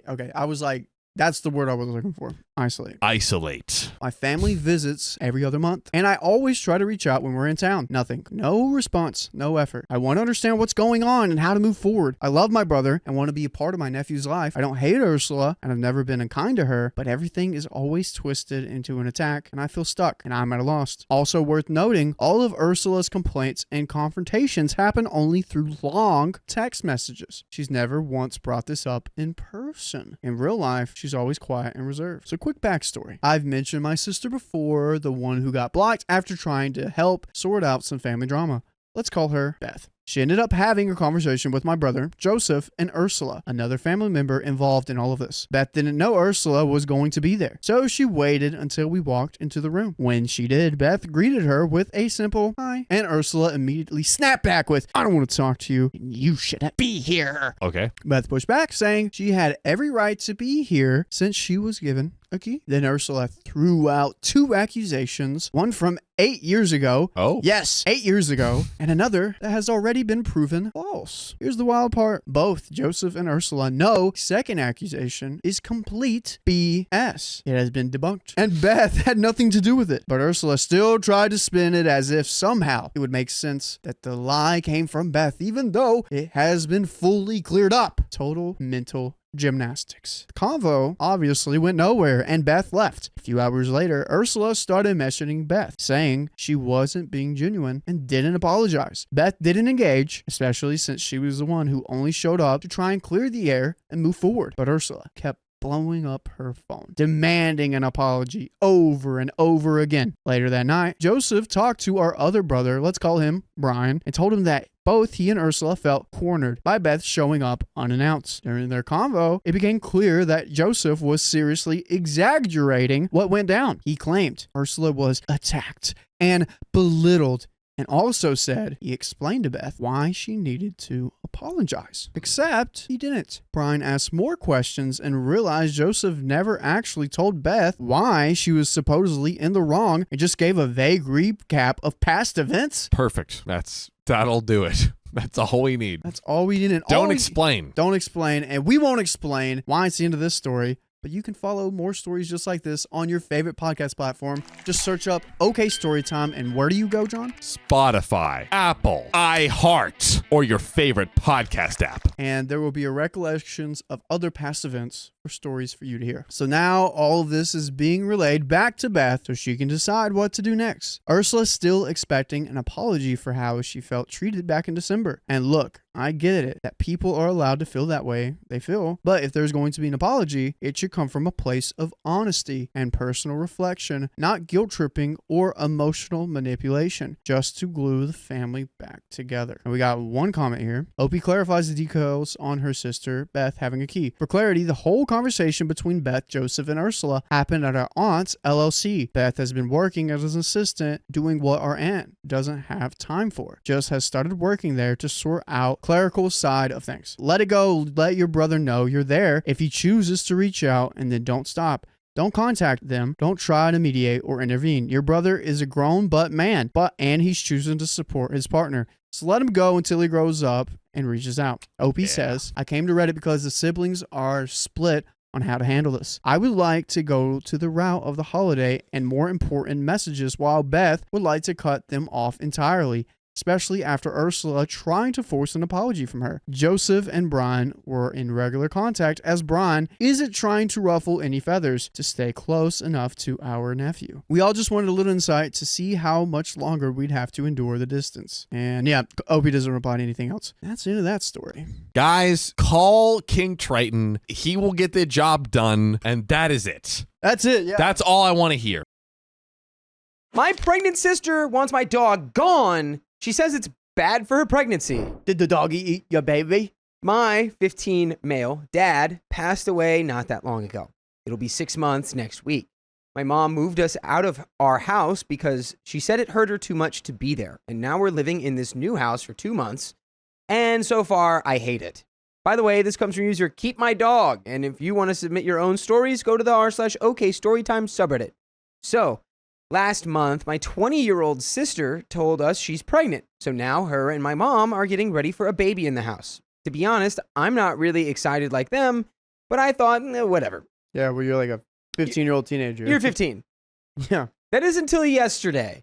My sister told me I have to get rid of my dog before the baby comes.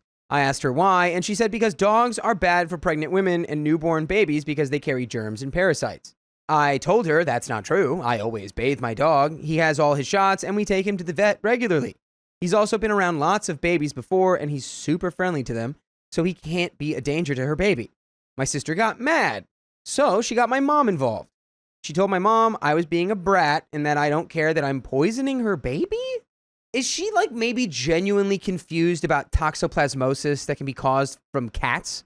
Because that's a huge thing. If you're pregnant, you are not allowed anywhere near like a litter box or like cat. Like it's like you should be nowhere near it.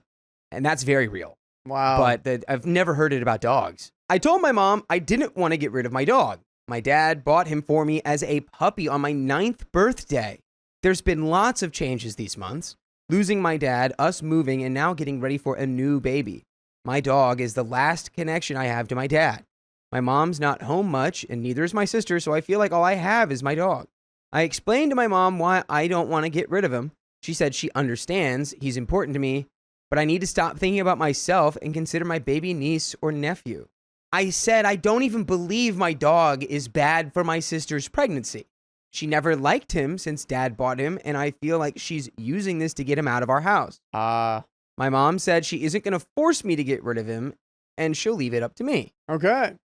My sister's been mad at me since and keeps making comments about how she hopes me taking my sweet time deciding what to do won't damage her baby.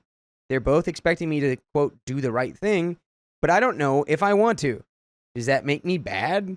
Am I the a-hole because I want to keep my dog? P.S. My dog avoids my sister because she treats him bad if he's close, so it's not like he'll be all over her. Yeah, absolutely not. That's like, this is the weirdest power play you could make in this moment. Also, you could, I don't know, get some sources, talk to a vet.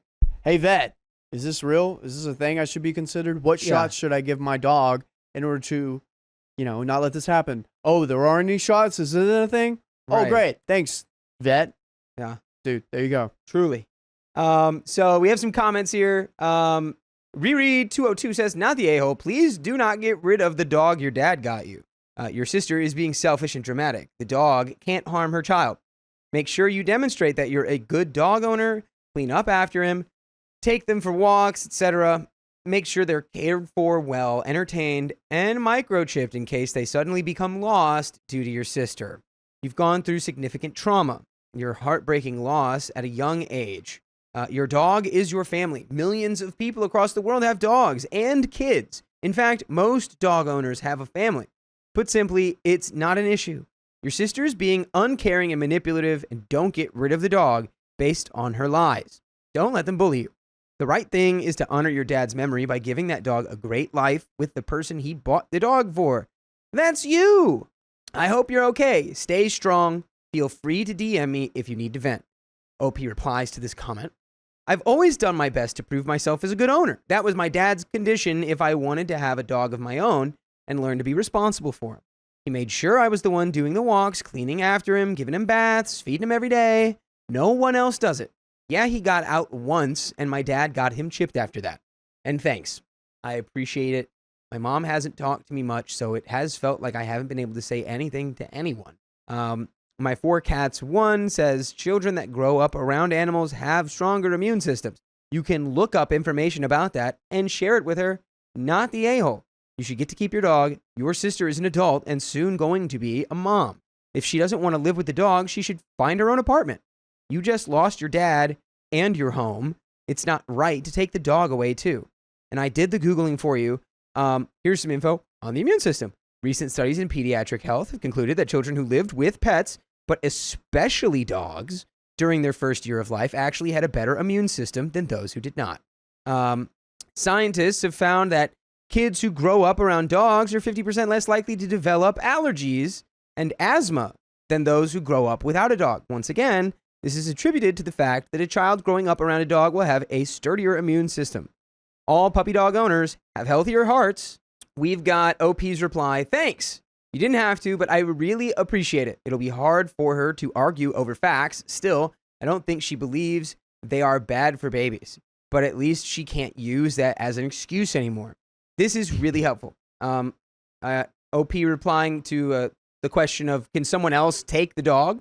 We don't have any family that could. But even if we did, I still don't think I can handle him being away from me.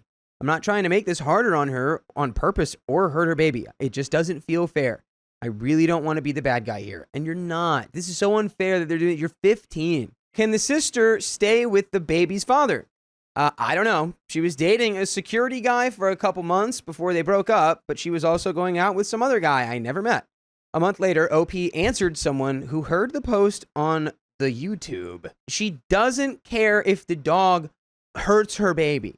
I talked to her about everything people here told me, and she said it doesn't matter. She doesn't want him here because she's uncomfortable. My sister changed her story now about it being because she was worried for her baby's health. She's still yelling at my mom, trying to get her to convince me to give him away because I already told him he's not going anywhere. Yikes. And there's an update. I hope this update is your sister moves out. Apologizing. I read lots of people's comments to this, and I was really happy to know I wasn't hurting my sister or her baby by having my dog around.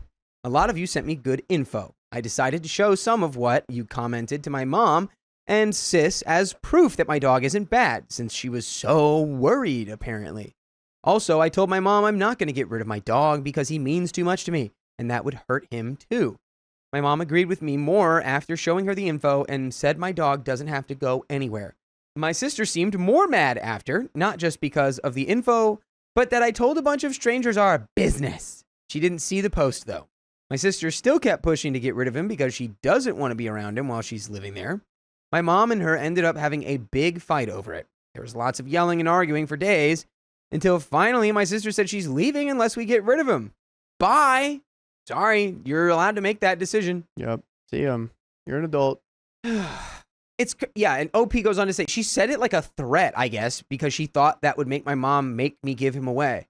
My mom didn't want her to leave, but that's what she ended up doing because I wouldn't give up my dog. She's like trying to weaponize her pregnancy as like a bargaining chip. Yeah. It's like, fine. Yeah, sure. Let the single mother then just leave. I'm going to move out as a single mom, as a single pregnant mom. Sorry, little nephew. Hey, little nephew, did you know that you're like a bargaining chip? Yeah. All because you what? Don't like the dog that doesn't even bother you? Like, OP says the dog leaves her alone all day because she hates the dog. Man, for months, it's been like this. She moved in with one of her best friends, I think, but she doesn't want to talk to my mom at all. For a long time, my mom was even more sad, and that actually made me start to feel guilty again because it seemed like this was all my fault. But it's not. It's your sister's, and you only think that because you're 15.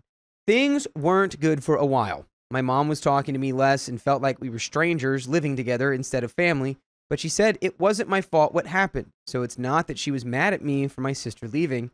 She was just sad about everything, and that made her not talk or be around. Finally, after months, Mom and me are talking better again, and she's actually spending a little more time with me. It's still not the same anymore, though. My sister still hasn't called us, and I don't know when she's due, but it should be really soon. Everything didn't happen the way I hoped it would, but I'm happy to still have my dog around. He helps me deal with everything. Aw. Thank you, everyone, for showing me I made the right decision keeping him. You guys made it easier to give them all this info about how wrong my sister was about dogs affecting pregnancy and showed me I wasn't doing anything bad for wanting to keep the last connection I have to my dad. He's still here by my side, and I'm grateful for all the support. I'd be grateful for you supporting the full episodes with stories just like this on Spotify, iHeartRadio, and Apple Podcasts. Just search OK Storytime, and you've got the power of the sun in the palm of your hands. The power of the sun being our entire archive. Wow. That's a lot of emotional maturity right there. Yeah, I think so. Yeah. It's hard when you've got siblings, which I don't have, but it's like... Yeah, what are you talking about? Because it's like politics. There's a dynamic there, and it's like... Politics? I don't know if politics is the word. What do you mean? I mean, it probably is, but it does not feel like politics. Well, I mean, it's just she's just trying to strong arm. Oh, yeah. She's just trying to say, yeah, no, we're doing this. We're doing this. And then there's no way to placate her. And it's like, yeah, of course it makes sense you would feel guilty that it's like, did I do this? Did I make her leave? But you didn't. She made herself leave. Yeah. She's responsible for her own actions and decisions. Yeah. So, and it was literally over just coexisting with a dog. Didn't even bother her. Wasn't unruly. Was well trained. She didn't have to take care of it. It was just a bitter demand. Yeah. Yeah. And I feel like it's so emotionally charged, being as it was the father's dog. Like his dad gave him that dog. Yeah. I don't know. They're just not on the same page. They're probably grieving differently too. Yeah, that's definitely an element I think we haven't even hit on this whole time, is like, they're like probably actively grieving their dad and husband. Tiny Lolita. Your sister has the choice to do her own research on dogs bringing harm to babies. She has a choice to do what she believes is best for her and the baby, no matter how unreasonable it may seem to us outsiders. While I'm not the biggest fan of your sister from your original post and this update, I'm also glad she has somewhere to stay for now instead of upping and leaving in the heat of the moment with nowhere to go. It's not your fault this happened. I'm happy you're keeping the precious dog and your mom understanding the situation. Maybe it's the hormones or something else entirely, but I'm curious as to why your sister is so adamant about her position to the point of staying with a friend instead of with her family. OP says she just never liked my dog. All right. Well, and that's the end of that story. I refuse to attend my sister's wedding because she wants my child on display. On display as what? And this comes from one of our own on the r/showcase storytime subreddit. So if you want to submit this, go to the r/showcase storytime subreddit. Another one. Hi. So my sister, 29 female, is having her wedding in 2 weeks. Both my wife, 36 female, and I, 37 male, are in the wedding. My wife is a bridesmaid, and I'm officiating. By the way, this comes from Apprehensive Secret, too. And if you want to submit your own stories, go to the r/showcase storytime subreddit. So over the course of her engagement and wedding planning, my sister, who is fairly normal and quiet before, has developed into a nightmare. The reason my wife is a bridesmaid is because she had a falling out with her 2 of her best friends already and has begged my wife to step in because we family. And my wife obliged, but said every meeting she's been to, my sister is having a meltdown over everything from the catering to not being just right or the colors or a shade too dark. According to my wife, these are full-blown toddler tantrum meltdowns for problems that were easily fixed with some communication, often just a simple email. My sister uninvited a cousin for a daring to get pregnant. Wait, what? What? My sister uninvited a cousin for daring to get pregnant? For daring? Like, Bridezilla. that's Bridezilla Everything has territory. to That's be about me. 100%. A friend of hers was uninvited because she was in a car accident. She didn't want the scars in the pictures. No, that's just like way too concerned about like a picture perfect wedding there. That's insane. This one's getting divorced. I can already tell. I can already tell. I hope so. That's crazy. If you're like that worried about material things. About your pictures looking like pictures over friends and family. Oh my gosh. Mm-mm. At her first cake testing, she got so mad she threw a plate at an assistant, causing the bakery to drop her as a client, and she got caught in a harmful act charge. Hey, that's the biggest red flag there is. Do not marry her. Do not get married to her. Led to some fines, a nice settlement for the assistant, and some community service. This might be number 1 right here. This might be her. That's insane. Oh my God. So yeah, just an absolute bridezilla. Honestly, if I wasn't immediate family, I would have probably noped out of her wedding so much sooner. Now, the reason for both dropping is due in part to the fact that my sister wanted a child-free wedding. My wife and I are not opposed to this. We have a toddler, 4 male, and he would in no way be patient enough to sit quietly through the wedding. Not to mention one of us would always have to be hyper-vigilant in watching him. There were other guests who were apparently peeved over the child-free wedding. My wife and I were not. It was great. We arranged for our son to get to my sister-in-law's for the weekend. We would have a blast with his cousins, 4 of them, 2 through 8, and my family and I, outside our wedding duties, would have a mini vacation to ourselves. Win-win in my book. Okay. So, Yeah. When it comes down to the child-free stuff, like, ultimately that's whoever's getting married's choice. And if you're just going to have to accept the fact that if you do that rule, some people might not come. yeah. But, like, you can't really, like, that's I don't their... imagine myself having a child-free wedding. I think it's crazy, but some people just don't want it. So, Makes sense. To note, the venue is a 4 to 5 hour drive away from where we live at one of those all-inclusive resorts. But then, last week, my wife came home after an emergency meeting with my sister, visibly upset. She didn't want to tell me what happened at first, but I eventually got it out of her. Apparently, my sister got in her head that she would like to have some children around, but not at the ceremony or reception, just as props for photos. that's so... What? What? So she wanted us to bring our son just for that, then asked my wife. Then when my wife asked what we would do with our son when he wasn't being used in the photos, my sister just shrugged and told her to figure it out, offering such amazing helpful suggestions as just hire a babysitter or just leave him in your room with an iPad for hours on end. That's crazy. The resort itself doesn't offer babysitting services. There is a kids club, but we would have to leave pretty early in the reception to pick them up before they closed. This was apparently unacceptable to my sister. Eventually, my sister got agitated and had another meltdown. She became verbally harmful, accusing my wife of sabotaging her wedding because she was jealous. My sister is probably referring to the fact that my wife and I got married during the vid. Instead of waiting, we just wanted to be married, so we have a courthouse wedding over Zoom. It was great. Oh. Yeah. My sister apparently also threatened to tell me that my wife was cheating. Not sure why my sister thinks this would work, since my wife and I both work from home and we spend like 99% of our time together. Then my sister started talking trash about our baby, which is when my wife promptly got up and left. Now I've tolerated a lot of BS from my sister over her wedding, but I was not going to tolerate her abusing my wife and kid. I texted my sister a very angry, profanely filled message and told her my wife and I were both dropping out, so good luck. I then called my parents to tell them what was happening. Dude, 10 out of 10. beautiful execution. Great job. Beautiful. Why are you coming at a baby? Yeah, and your baby's got a big head. Right? Like, What are you gonna call him? He's just looking for his next meal. he's just chilling. He doesn't know what's going on. Yeah. He doesn't care about your wedding. He probably just started walking. That's Hey, I'm walking here. insane.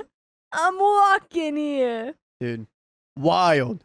They weren't happy with my sister, but they asked me to reconsider since your sister is under a lot of stress and it would ruin her wedding. Dude, not my This is freaking problem. insane. Other family members and friends also called.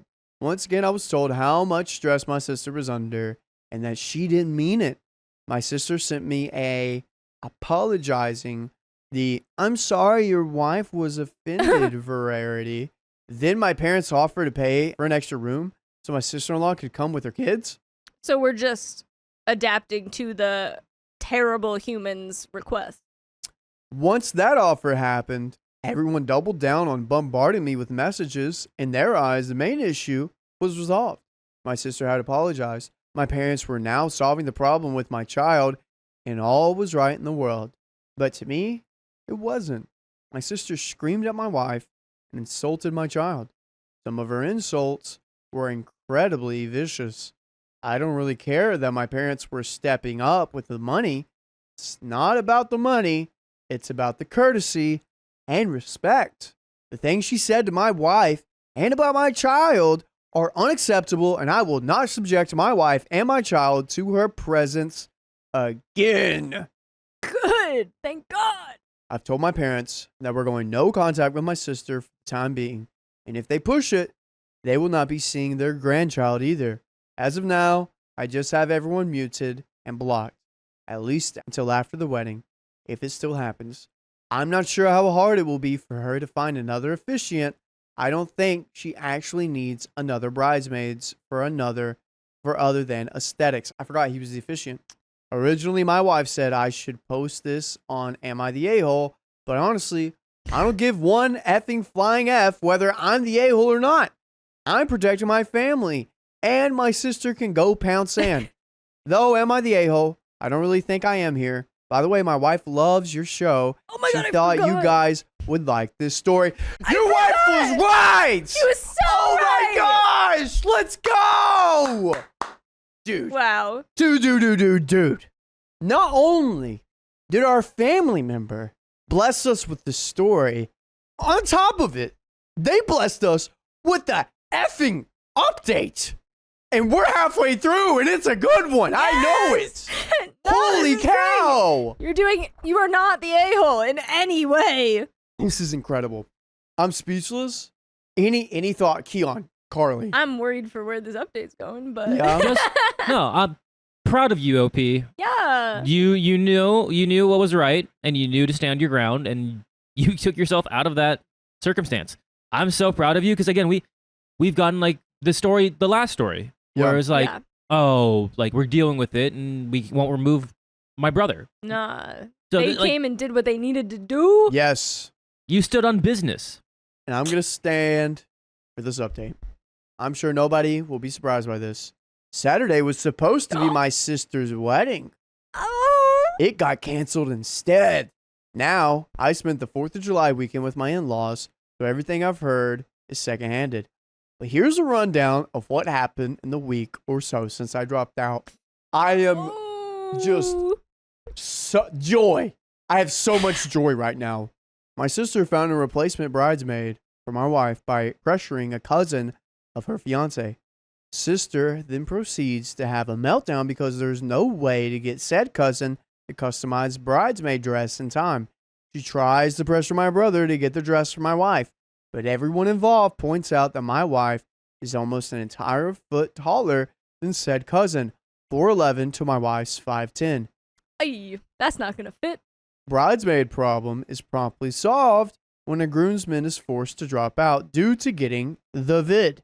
Sister makes no friends by expressing relief that a friend of the groom with some comorbidities got a potential life-risky disease. At this point, any remaining relatives still pestering me about cutting off my sister stop. Some have the humility to apologize. Other just pretend nothing's happened. The ones that pretend that nothing happens, there's too many of those that exist. Too many. Yeah. Next, sister tried to solve the officiating problem by pushing my brother to do it. My parents very reasonably got suspicious when my troll of a brother agreed too easily. Huh? Wait, what? The troll of a brother agreed. He's a troll. He's like, yeah, I'll officiate. No problem. Oh. They convinced my sister that someone who was a friend of a friend would be much better suited, being an actual minister. Sister reluctantly agrees, but my parents also expected that the seats vacated by me and my wife would go to the new officiant and his wife. My sister refuses to have strangers at her reception. Argument got really loud. End result, my brother would be officiating. When telling me the story, he seemed upset he wasn't able to perform. I kind of wish that we had gotten it and had gotten the rundown of what the speech was. Oh my gosh, you said perform, not officiate. Perform. That was gonna be some good stuff. Finally, sister, not willing to give up her perfect photos, reached out to even more families to bring their kids to be used as props and then discarded for the reception. Most families rightfully refused. Sister mother-in-law, trying to be a helpful person that she is, suggested some of the older kids in her family, kids who would take the pictures and then could actually be left to their own devices for the ceremony. Sister refuses, given that her vision involved cute toddlers and not stupid teenagers. I'm sure they loved that. They loved being called stupid teens. Sister and her mother-in-law proceeded to have a loud argument that ended with mother-in-law in tears and sister storming off. This was done in a public restaurant with my parents and brother in attendance. It got awkward for a few minutes. Then my sister, apparently refusing to let the fight with her future mother-in-law go, demanded her fiance uninvite his mother from the wedding. Again, Sure. this was in front of my parents and brother. Everyone present tells sister she's out of line. Sister freaks out at everyone. She claims it's unfair nobody's supporting her for wanting her fiance to cut family off. But everyone supported my wife when I cut her off. She starts wailing in the restaurant. Oh my gosh. Wow. Sister's fiance takes her home at this point. 2 hours later, the wedding was canceled, and my father forcefully removed my sister from her apartment she shared with the fiance. Apparently, the fight turned violent as my sister started throwing things. One of the things thrown was a jewelry box, which broke when it hit the wall and revealed some pills that were hidden in a little compartment. It just keeps unfolding. There's more and more. more. This led to a lot of concern on the fiance's part. A thorough search of the apartment and her car and revealed that my sister was abused. Zan. Oh. So yeah, the wedding got canceled. On Monday, I went with my brother to get the rest of my sister's stuff from the apartment.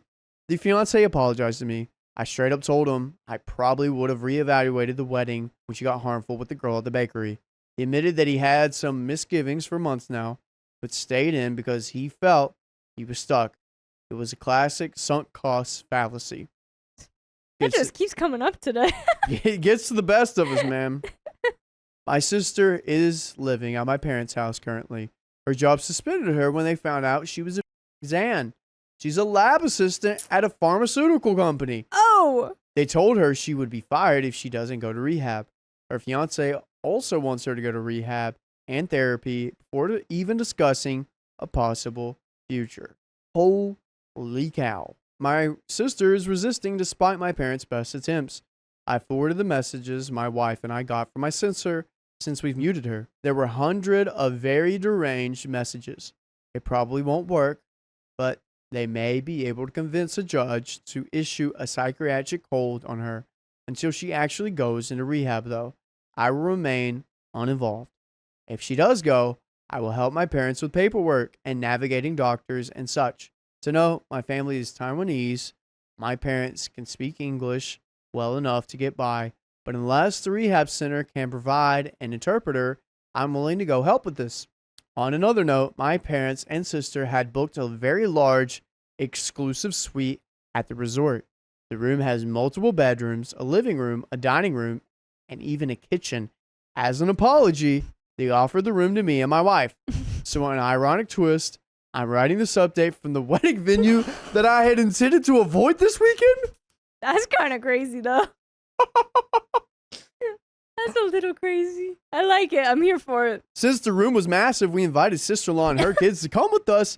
Brother-in-law can't get off work, so he'll join us over the weekend. My brother is also here with his fiancée. Turns out, she's pregnant. I jokingly asked my brother if he considered announcing it at her sister's wedding. He was suspiciously vague about his plans, saying that nothing would have happened if sister behaved. On that note, I'm glad my brother was still financially dependent on our parents when I got married. By the way, will you listen to stories from OK Storytime on your favorite podcast platform? Say I do by going to your favorite podcast platform, searching up OK Storytime on Apple, iHeartRadio, or Spotify, and be wed with us forever, and we won't be a bridezilla. That is wild. This is Wow. the best bridezilla story I've ever read in my life. Because it's the only one with it's not a good turnout, but whoa. This is crazy. And then going to the basically the bridal suite for the whole weekend of it. He's on Reddit typing this out. Yeah, guys, by the way, I'm in her room right now. Bro. Great. This is the best story ever. Yeah. Anyway, it's almost funny how I spent months actually dreading this weekend coming, only for it to now be amazing. My wife's sister-in-law and brother's fiance are going shopping for baby and maternity stuff tomorrow. Cute. Meanwhile, since I had promised the kids I would take them fishing, brother and I will wrangle the kids up to a lake for a fishing day trip. I plan to call my parents after we get back to see if my sister ends up giving on rehab and therapy. I know some people are already inclined to blame the Zan for issues. While the substance may be a part of the problem, I don't think they're entirely to blame. She probably has a long road of rehab and therapy ahead of her to get her crap together. And that's the end of that one. Wow. Well, Wow. Dude, handled that great. beautiful, beautiful, OP. Wow. Your wife is fantastic for you to suggesting this, and we love you for that. Holy cow.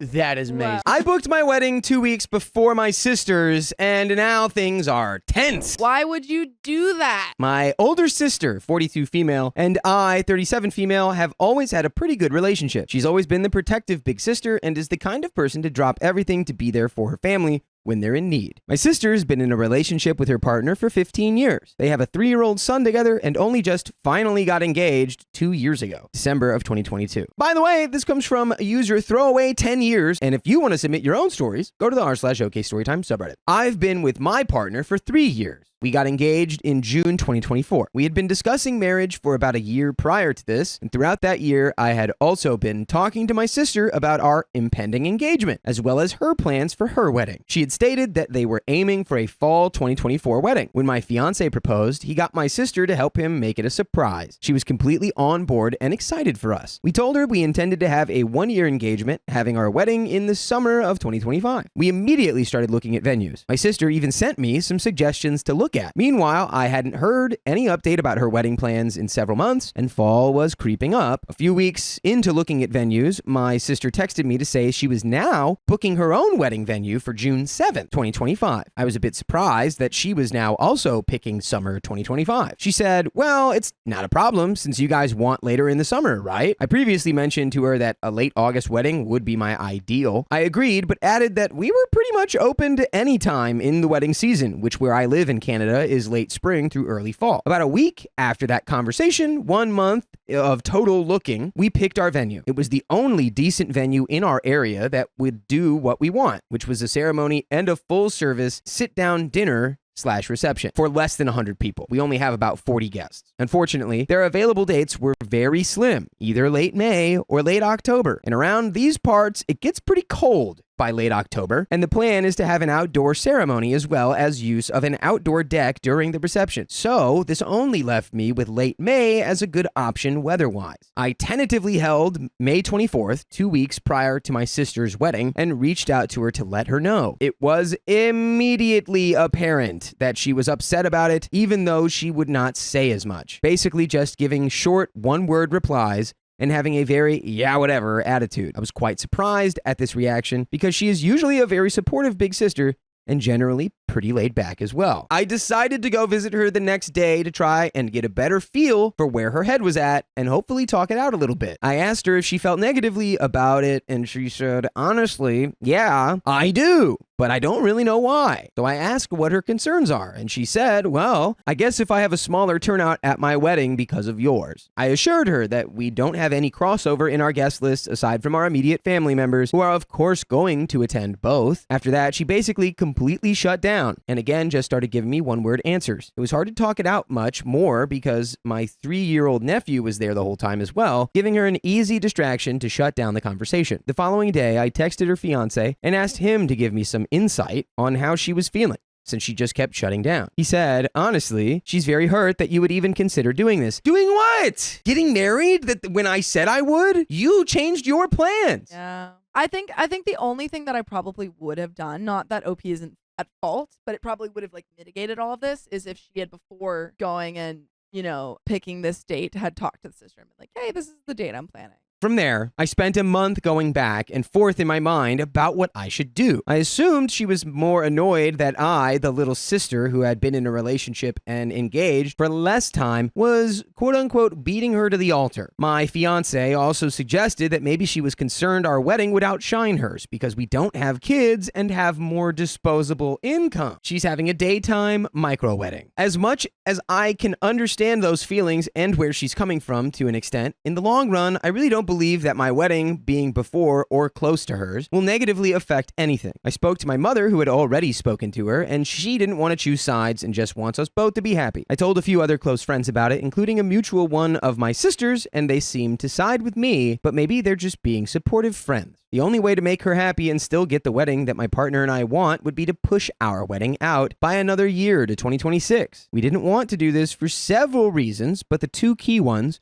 are that we both have aging parents ranging from 67 to 81, some of which have had recent health problems. My sister and I already lost our father at age 69 to cancer. 2 years felt like a lot of time for life to happen, and I would hate for any one of our remaining parents to not be able to attend our wedding for any reason. And we are planners and have been discussing and planning our future together for some time. Part of our 5-year plan was to get engaged in year 3, be married in year 4, and then buy a home together in year 5. Pushing our date would mess up that whole timeline. I've also openly discussed this 5-year plan with my sister before I was ever engaged. Ultimately, after truly a lot of thinking about it and even trying to look more for other venues, we decided to go ahead with the May 24th wedding date. I broke the news to my sister and told her I'm not trying to hurt her and I love her and that my partner and I just have to do what's best for us in the end, and that she can too. I'll do whatever I can to support her and stay out of her way, whatever she wants me to do. I told her I was here to listen to her feelings or any other concerns that she may have. She said that she wasn't even that mad about me being first, but the close proximity makes her feel like there'll be too much going on at once and neither of us will have the bandwidth to be a part of of the other celebrations. She also did admit that she wanted the time around her wedding to be just about her for once. And there it is, that's the reality. And now she feels like that won't be the case. She said she tried so hard to pick a date that wouldn't get in the way of our wedding or any other family members' birthdays or anniversaries, etc. Question mark, question mark, question mark. And then it didn't even matter in the end. I tried to assure her that I would do anything she needed of me on and leading up to her big day, and that I would not be asking much of her anyway, because we had already decided not to have an official wedding party. I only wanted her to be my signing witness on the day of. I'm not even planning on having a bachelorette party or anything. I can't really help if she feels my wedding will somehow make hers less special, but I really do believe it will all turn out to be fine in the end, and I really wish we could both be happy for and celebrating with each other. By the way, I will always celebrate the fact that you can find full episodes with stories just like this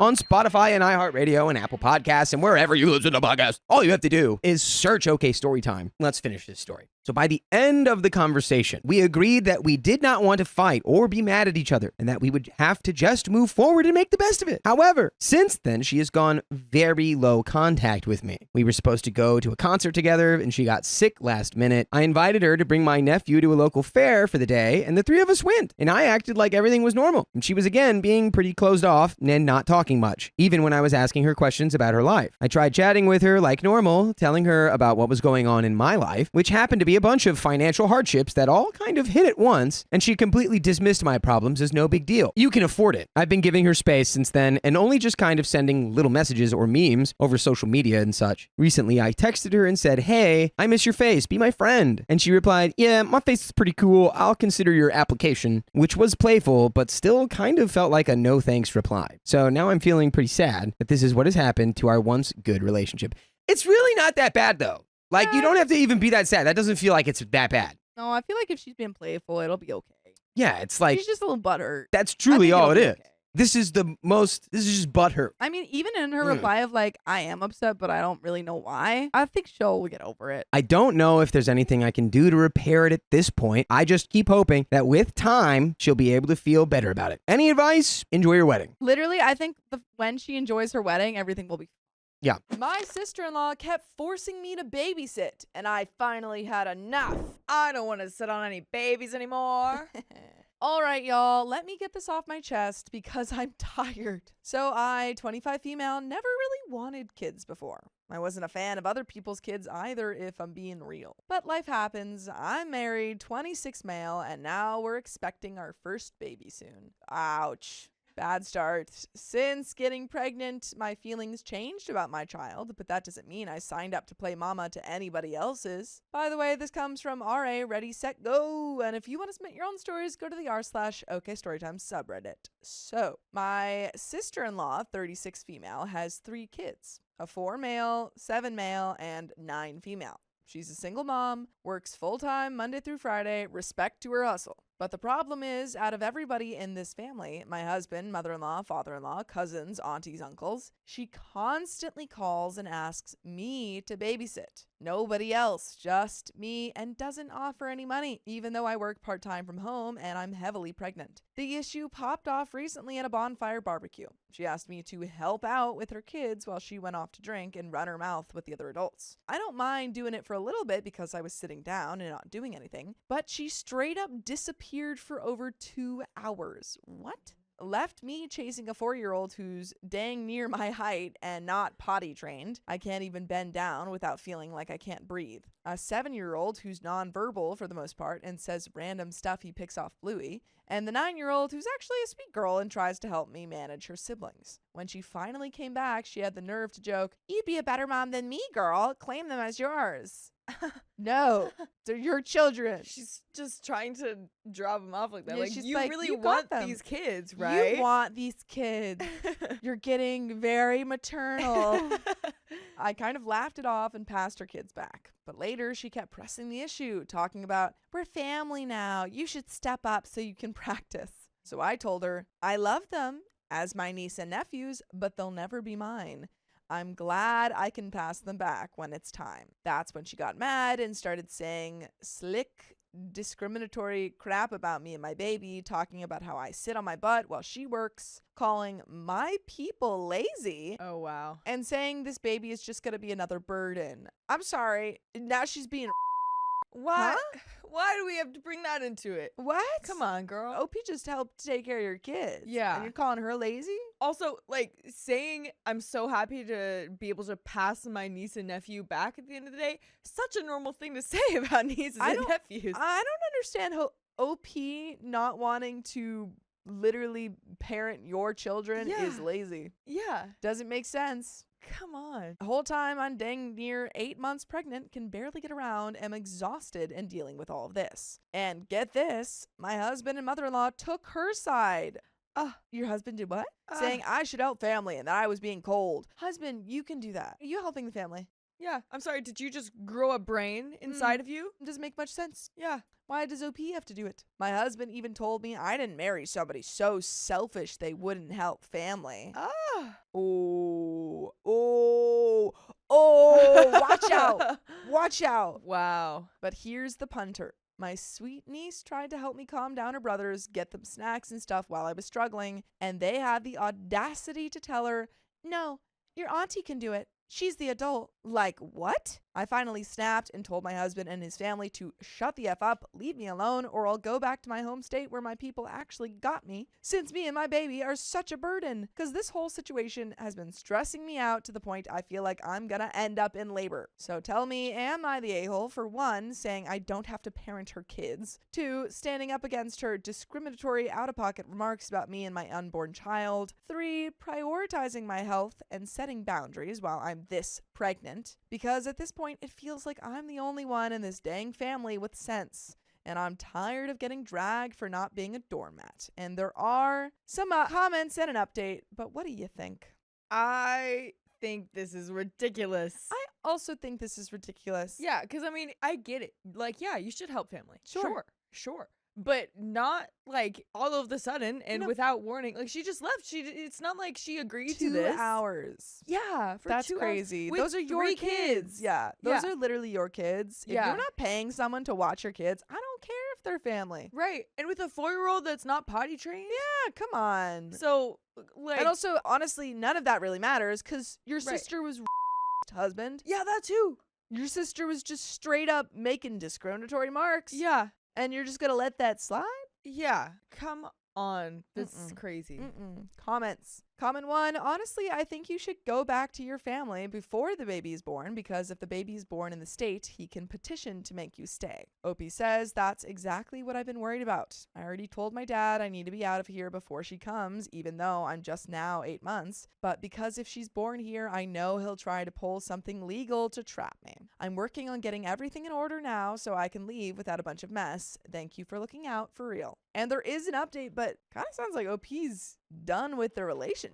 I kind of want to be too. Yeah, honestly, if he's not Yeah. standing up to me against his family when they're saying all Right. this stuff, Right. It's like that's saying so much, especially when you're literally pregnant literally pregnant. and going into taking care of these kids. It's like, how much else is he going to put on you? yeah, And like no. not. and make you feel step up guilty for. for saying that you're just not able to do that right now. Yeah. Ridiculous. Crazy. But there is an update. It's been about 2 weeks since my last post. My bad. I've been trying to breathe, settle in, and keep my peace. So first off, yes, I did leave and made it out okay. I'm staying with my brother now. Wow. Before I left, my ex-sister-in-law really tried it. This woman had the nerve to drop her kids off on the porch. Knowing it was just me at home, my ex-husband was headed to the airport and I was trying to handle the house. When she saw I wasn't coming to the door, she told her kids to go around back where there's a pool, no gate, 4 feet to 10 feet deep. If that gate had been locked like it should have been, anything could have happened. But she didn't care, just pulled off. And as much as I didn't want to deal with it, I let the kids in. But I also called the police. I'd had enough. They came, talked to me, and called mother-in-law to come get them because I wasn't doing this again. I was leaving the next evening and wasn't about to be guilt-tripped into babysitting. Mother-in-law showed up angry, calling me a pathetic witch and saying my daughter would never be accepted. Yeah, we already know. You guys have made comments. Yeah. It's very clear that you're not going to accept OP's daughter. Yeah. You don't even accept OP. No. She tried to attack me, but luckily the officer was in the way. He told her if she didn't take the kids, he'd call DHR and she'd be the one going to jail.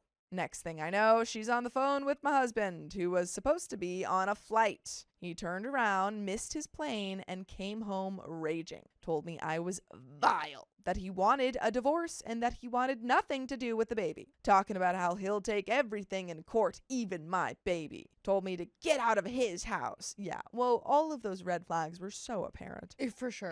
This is his response. Yeah, divorce him. But also make up your mind. I don't want anything to do with the baby, but also I will take I'm gonna everything, take including the baby. I said, no, sir. Both our names are on the deed. You can go. Fast forward, sister-in-law comes back hours later that night, wasted, banging on windows, yelling for me to come out. I was inside, confused, watching it all on the cameras. I told her through the mic, leave my property or I'm calling the police and standing my ground. Instead of backing off, this fool throws a rock through the window.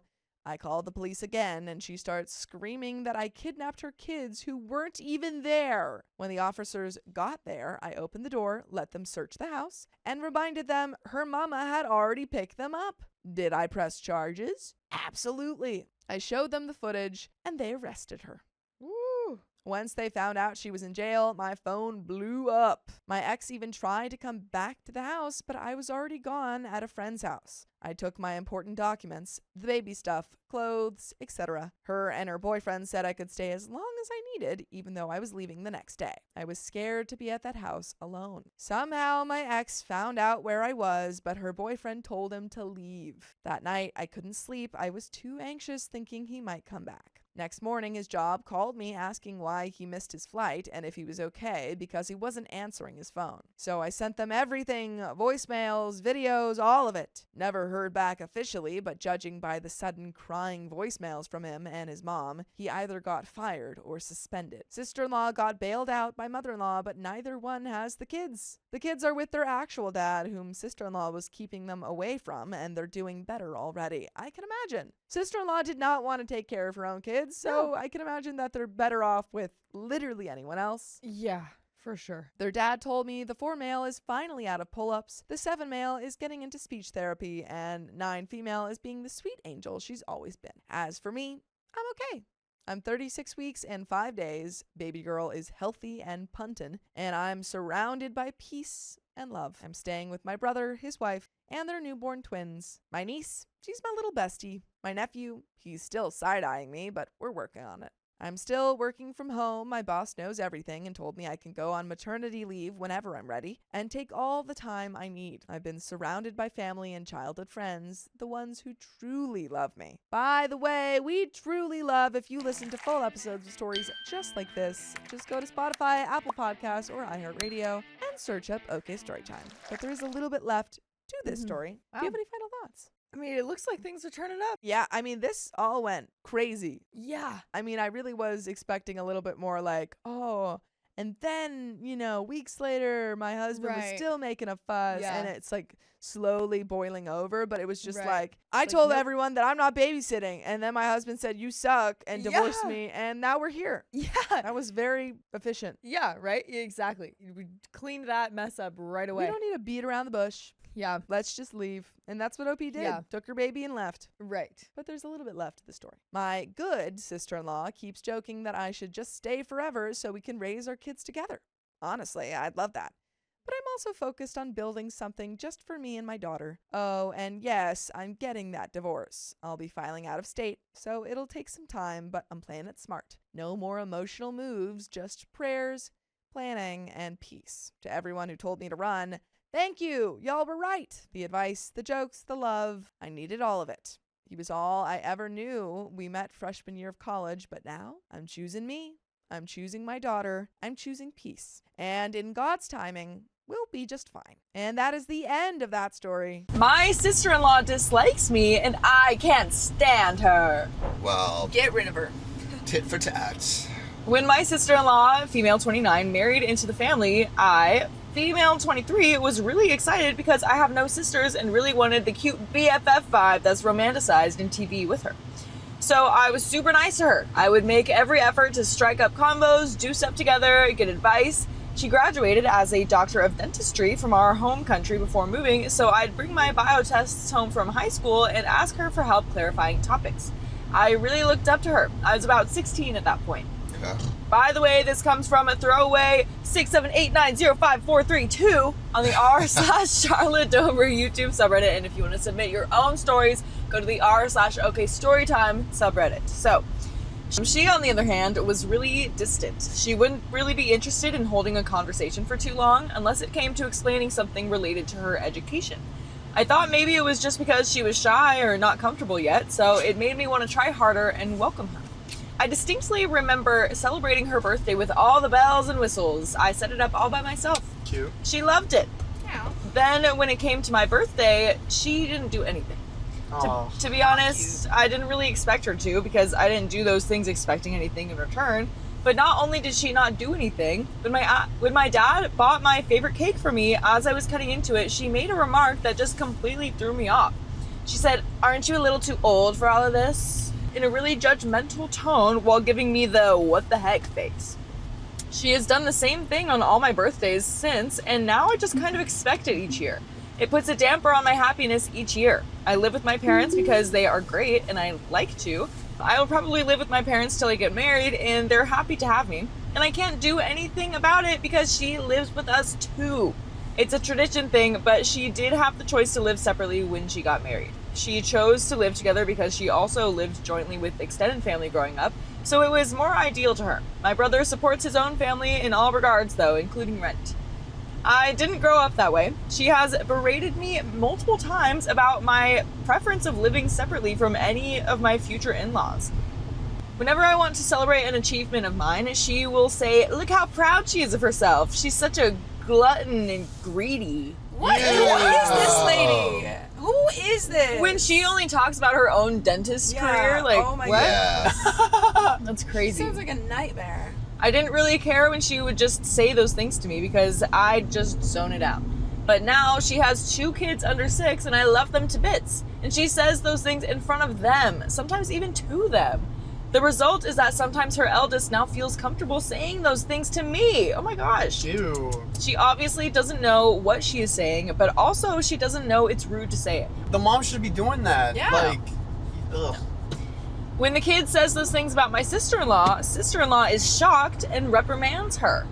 Recently, I left the house wearing my dad's old button-down. It's a nice baggy fit, and best of all, it's my dad's. My niece comes up to me and says, "Why are you wearing a boy's shirt?"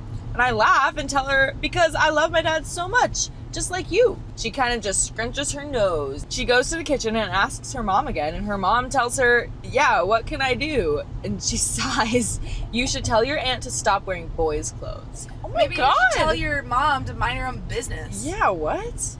She also gets her kids involved in these petty social games a lot. The irony is my sister-in-law likes wearing my brother's clothes a lot too. Not that I think there's anything wrong with that, but it just doesn't sit right with her logic. Another instance is when I was in the living room one day. She called to me and said something. I didn't hear because she was kind of far away and it's a big house. I walked towards her to ask what she was saying, and she turns to her daughter and says, "Looks like I'm like pins and needles to your aunt these days, huh?" Dude. Oh my What? goodness. She's like- I feel like literally every time Opie talks to her, she's like, "Oh my god, and she's saying this now." Yeah, Like, what? I wonder why she's saying all of that. Like, is there like some kind of jealousy going Yeah. on? Dude. Like, what? Probably. So weird. I had a cat that I absolutely loved, and when he ran away, my sister-in-law's comforting words while I was bawling my eyes out looking for him nonstop, going nights without sleep, days without food, grieving, her words were, "He was just a cat. He was going to pass away anyways. Get over it. This is so silly." That truly snapped any relationship I had with her, and since then, I've been super numb to her altogether. I don't tell her about the good things, the bad things, anything really, because I know she's not deserving of knowing what goes on in my life. And I'm done nurturing a relationship that she clearly doesn't want with me. I have never been cold to her children though, and still make time to do fun activities together. But her children are also like turned against OP. Like Yeah. her children are like That's just so making fun. frustrating. Turn them against me. Yeah. Yeah, we have never really spoken about feelings, a sister with only brothers thing, so I don't go into stuff about sister-in-law with my brother. I also don't want to put him in a tight spot because I know he has his own issues. For example, the kids aren't super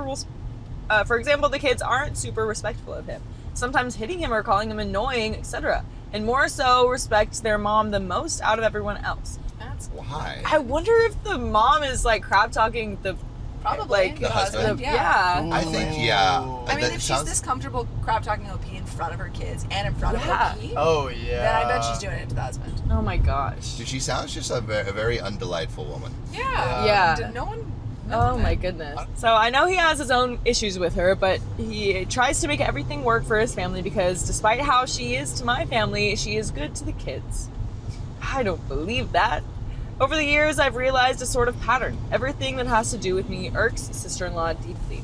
She creates fuss over simple things if it's coming from me or my mom about me. She has no filter sometimes. Sorry. I like a movie. It's a stupid movie to her. I like a specific food. She'll say, yuck, what the heck do you eat all day? I could never. I get a new dress. She says, are you sure that's going to fit you? Because I don't think so. Wouldn't an extra large be better? Oh Damn. my god. That's crazy. Oh my god. Oh my god. Mind you, I am a true M. If I try to explain to her that I am a medium, she will say, well, I'm a medium and you're obviously way bigger than me. I have large front airbags, a butt, and am tall, so when I wear baggy clothes, my silhouette doesn't show. She even tries to repeatedly donate clothes that are too big on my brother, who is way bigger than me, to me, because they will fit just right. Oh my gosh. I don't know where all this toxicity is coming from. I can't remember doing anything bad to her. Fast forward to now. For a bit of context, my sister-in-law tried writing her dentistry licensing exam once she moved here 2 times, but she scored just under passing for both of them. Get wrecked. Your Get whole life is about wrecked. dentistry. You're not even good at it. Yeah. She then had kids and decided to stay at home full-time to care for them. We still give her the respect of being a doctor, though, because she's proud of it and is planning on writing her exams again. So whenever anyone had a question about anything health-related, she will try to answer it. I used to try because I also have a health-related degree, but she never liked that and would always try to one-up me, so to keep the peace, I just let her have her 5 minutes unless a question is specifically directed to me, which she also can't stand and always finds a way to butt in and correct me, which is usually just her misunderstanding what I'm saying, repeating the same thing I was saying, or correcting my simplified semantics. Anyway, I recently got into my dream medical school with a single-digit acceptance rate after years of Whoa, trying. Oh my alright. gosh. Yeah. Wow. I actually kept the fact that I was applying this cycle a secret from friends and family because I hate seeing people disappointed. The day of my interview, no one knew except my mom, who caught me prepping for it one day. After it was done, my sister-in-law saw me taking my makeup off and asked me what I was doing. I told her nothing. She then keeps staring at me through my door. And while shaking her head slowly, she says, no, don't lie to me. You had an interview today, didn't you? I don't say anything because what the heck? I don't want to tell her. She keeps staring at my poker face and she walks away, says, that's what I thought. What are you talking This about? woman is in 6th grade. Oh Literally, my goodness. I'm telling my mom. And what, she's 29? Yeah. Yeah. 29? Oh my gosh. Well, yesterday I was picking up the dress I wanted to wear for my admission ceremony just to make sure that the entire fit was working together. While sister-in-law was doing some laundry, she sees me in the dress and asks me about when my white coat ceremony is and what it'll consist of. My mom is also present, so she responds that it won't be a white coat ceremony, but a ceremony with another medical symbol. For context, my school believes the white coat can be a symbol of elitism that separates patients from doctors. I love the reasoning, to be honest, and so does my mom. So my mom was really excitedly explaining this to my sister-in-law.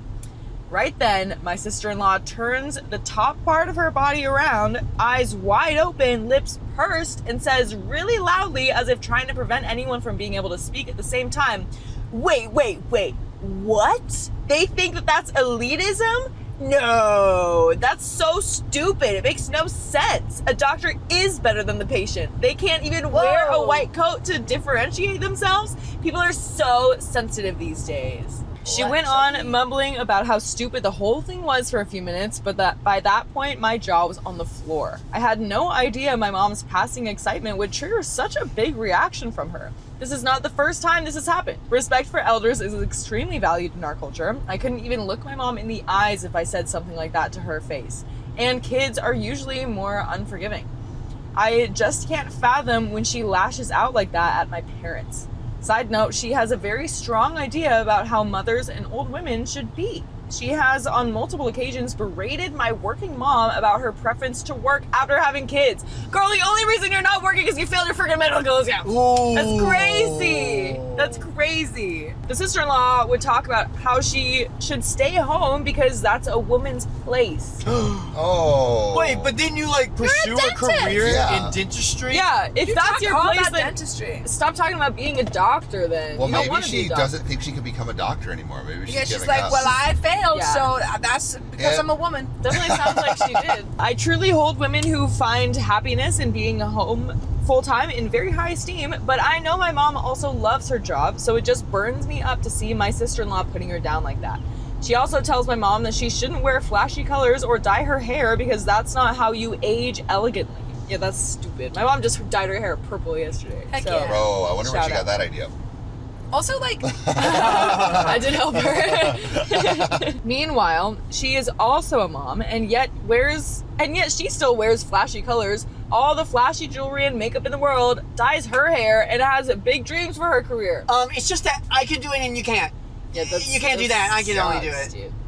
I am also the type to not say too much in the moment because I don't want to risk being disrespectful and regretting it later. I usually overlook and forgive to smooth things over, especially with my sister-in-law because I just know there is no winning with her because she can argue for days just to make herself feel good. However, that approach was also not getting her to clock how disrespectful she can be though. So I got fed up and said, "Whoa, I'm sorry we told you that. I didn't know you would get this upset. If you'd like, I can send you the link to the school website that explains why white coats are not worn, and maybe you can email the school about your grievances if you feel that deeply about it." Oh, Here we get go. wrecked. Send an Yeah, email, you said a nerd. strongly worded email. She responded, "Haha, don't try to run away from the argument so quickly." What argument? And in my head, I'm wondering, what argument? Like, my mom was just sharing a simple fact. We were happy. It was a wholesome moment. Who intended to start an argument? And I know that you guys should intend to look at more full stories with episodes just like this one on iHeartRadio, Spotify, Apple Podcasts, whatever your favorite podcast app is. Just search OK Storytime. We've got more to this story, but this woman. And it sucks because OP can't even get away because they all live together. Yeah. I also wonder why the parents are like, standing by and being like, I guess all of this verbal abuse is okay. Like, I know. Yeah. like I would kick this girl out. At this point, my mom intervened, and sister-in-law was going at my mom, and to be honest, my head started to hurt. I just wanted to break it up. So I pulled out my phone, read the explanation of why white coats are not used as symbolism, and sister-in-law went silent. Then went to her room and slammed the door shut. At least there was peace now. I feel dumb even explaining this whole argument to you guys because what the heck? Is this even real? Are we actually adults? Honestly, I'm so exhausted. I hate having to think about how sad she makes me for prolonged periods of time. It ruins my entire day. I also don't have the social politics skills to verbally slap someone in the face with sweet words. Aww. I hate that my niece and nephew might grow up believing that I have bad intentions towards them because of the way that my sister-in-law speaks about me to them. I don't know what to do. My brother recently got a job in another state, so he's moving his family there in a few months. He is pretty hesitant about leaving my parents, though, because my sister-in-law is a bit dependent on us for childcare and is sometimes absent-minded. So they might come back permanently. Any advice? And that's the end of that story. Change the locks, kick her out. Yeah. Kick her out. Also, maybe I mean, Talk to your like, mom. I talk to your definitely talk to your parents, talk to your mom. Can you talk to your brother? Yeah, hopefully. About this? Like, I think like there's been no communication from OP to everyone else in Yeah. this story about how terrible she is. Yeah. Right. She did mention something about talking to the brother, but kind of like that she didn't want to talk. Like they don't talk about feelings very much or something. Yeah, but Yeah, it's like, can't oh remember no, they exactly. don't really talk about that. Yeah. I feel like they gotta though. They gotta They talk. really do. If you gotta want have something to action. change, right? Like if you Yeah. want to keep like posting to Reddit and then don't talk to anyone. But if you want this to be solved, I feel talk to your parents. Yes. Yeah. Talk to your brother. Don't and talk to her. Worst case, maybe this is an indicator that you should try moving out if it's such a toxic living situation. Yeah. Yeah. Honestly. My sister wants to adopt my baby. Not without my permission. I, 22 male, have been pestered by my parents and sister, 37 female, for the past 4 days now. My ex, 22 female, had a baby about a week ago. She kept telling me that she wanted this baby despite knowing I would only financially provide. We discussed termination and adoption. I didn't force her to either option. Now that the baby is here and in the NICU, my ex is nowhere to be found. What do you mean she's nowhere? Oh, wow. She had the baby and she booked it?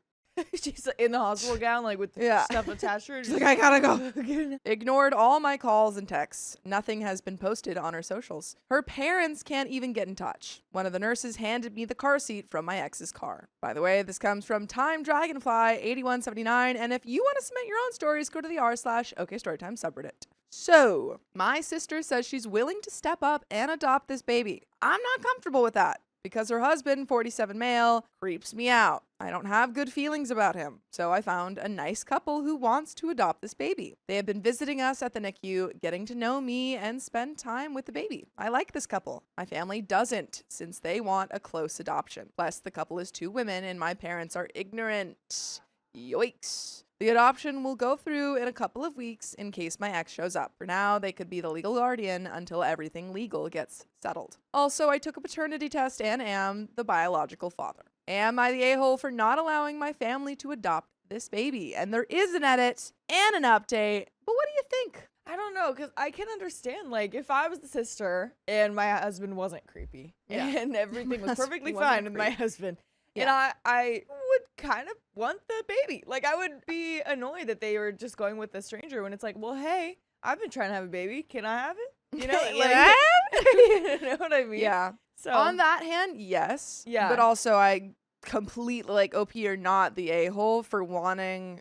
This is your baby. right. It is, This is your baby. Yeah. And at the end of the day, yeah. you get to decide as the parent what is best for your child. Right. And if you think that what is best for your child is not going with your sister and her creepy husband, Yeah. that's what's best. Yeah. Exactly. But there is an edit. I brought up some of the questions some of you had with the hospital liaison. I wasn't informed that my ex had asked about safe haven laws. I believe they were giving her or me a grace period to keep biological parents with the biological child. The couple was found with the help of hospital staff. They were looking to adopt another newborn, but that fell through. I was very vocal with anyone who would listen that I was not going to be a good dad and I needed help with options that I have. I mean, good on you, OP. At least you're self-aware. Well, but he's 22. Oh, That's I didn't so realize valid. That To be yeah. like, it's a baby. like, I'm I still don't a know what to child. do. I wouldn't know what to do with a baby at 22. I wouldn't know either. I wouldn't know what to Right, do with the Riley? baby right now. I think I'd know what to do with the baby right now All if I right, had one. Riley, we're getting you a baby. Let's go! I've always wanted one. It's just off the streets. Okay, Perfect. cool. Get ready. Sweet. There's a lot of babies that always go across like the street I live on. They're just always being walked and stuff. We can just take one of those. Yep, that's your baby now. I'm just kidding. If a baby showed up on my doorstep crying, I will take it in and Okay, take as sure. good care of it as I can. Oh, Sure. yeah, and That's a we would different- just leave the baby on the... Yeah, Oh, that's F what you, it sounds baby. like. That's yep. That's Yep, totally yep, exactly that's what we're happened. doing. I'm an NPC, so what? Not the a-hole. They have no sway here. It's your baby and the mother isn't present. You're the de facto guardian. I hope the adoption goes through and the baby has a good life, loved by their parents, and is safe. I'm worried that your ex is dealing with postpartum depression or worse. She probably needs help wherever she is. OP says, the postpartum depression is worrying me. I still care about my ex. I also want this adoption to go through. Thank you for helping me feel better about the nonsense my family is putting me through. Erwin Flynn says, having a baby in the NICU is extremely traumatic too. And I'm assuming since the baby is in there, she had a traumatic birth on top of that. I'm glad that you care about your ex and worry about her. Hopefully she will get the help and care she needs. But make sure you take care of yourself too.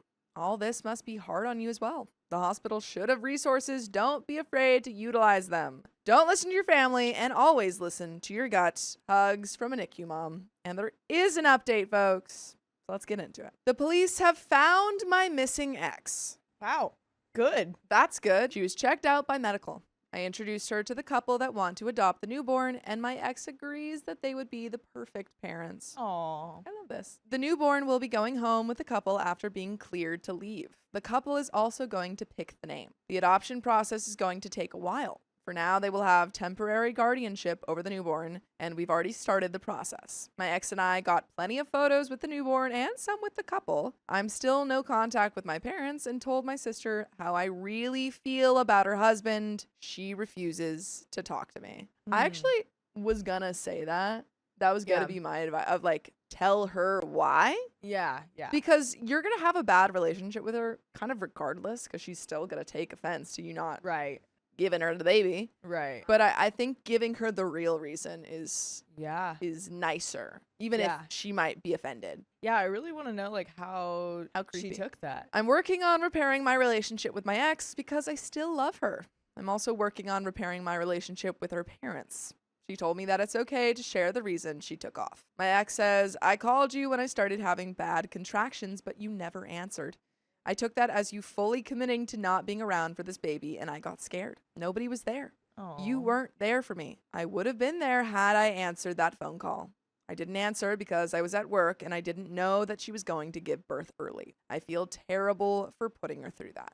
And like, should a, soon to be parent realize that you should probably be taking any phone calls that's coming in early? Yeah, he's 22. Yeah. Doesn't know. Yeah. He's 22-year-old boy. Yeah. And I mean, if the baby was in NICU, then it's like it was Really probably early. pretty early. So he probably didn't even think like that would be an option right now. So makes sense. Probably advice for anyone who's pregnant, Yeah. new parents, take all calls. Good to keep in mind. But also, maybe shoot a text out. Just like, hey, I'm at work. Hey, baby. Edit. You know what? I'm going to be the a-hole here and let my ex handle the situation now that she's back. Obviously, her choice is better since she's the mother. She could decide to continue with the guardianship process for later adoption or to raise that baby with my financial support only. I'm wiping my hands about this situation and walking out. Going to focus on myself. Good luck to her. By the way, it would be our lucky day if you listened to full episodes of stories just like this.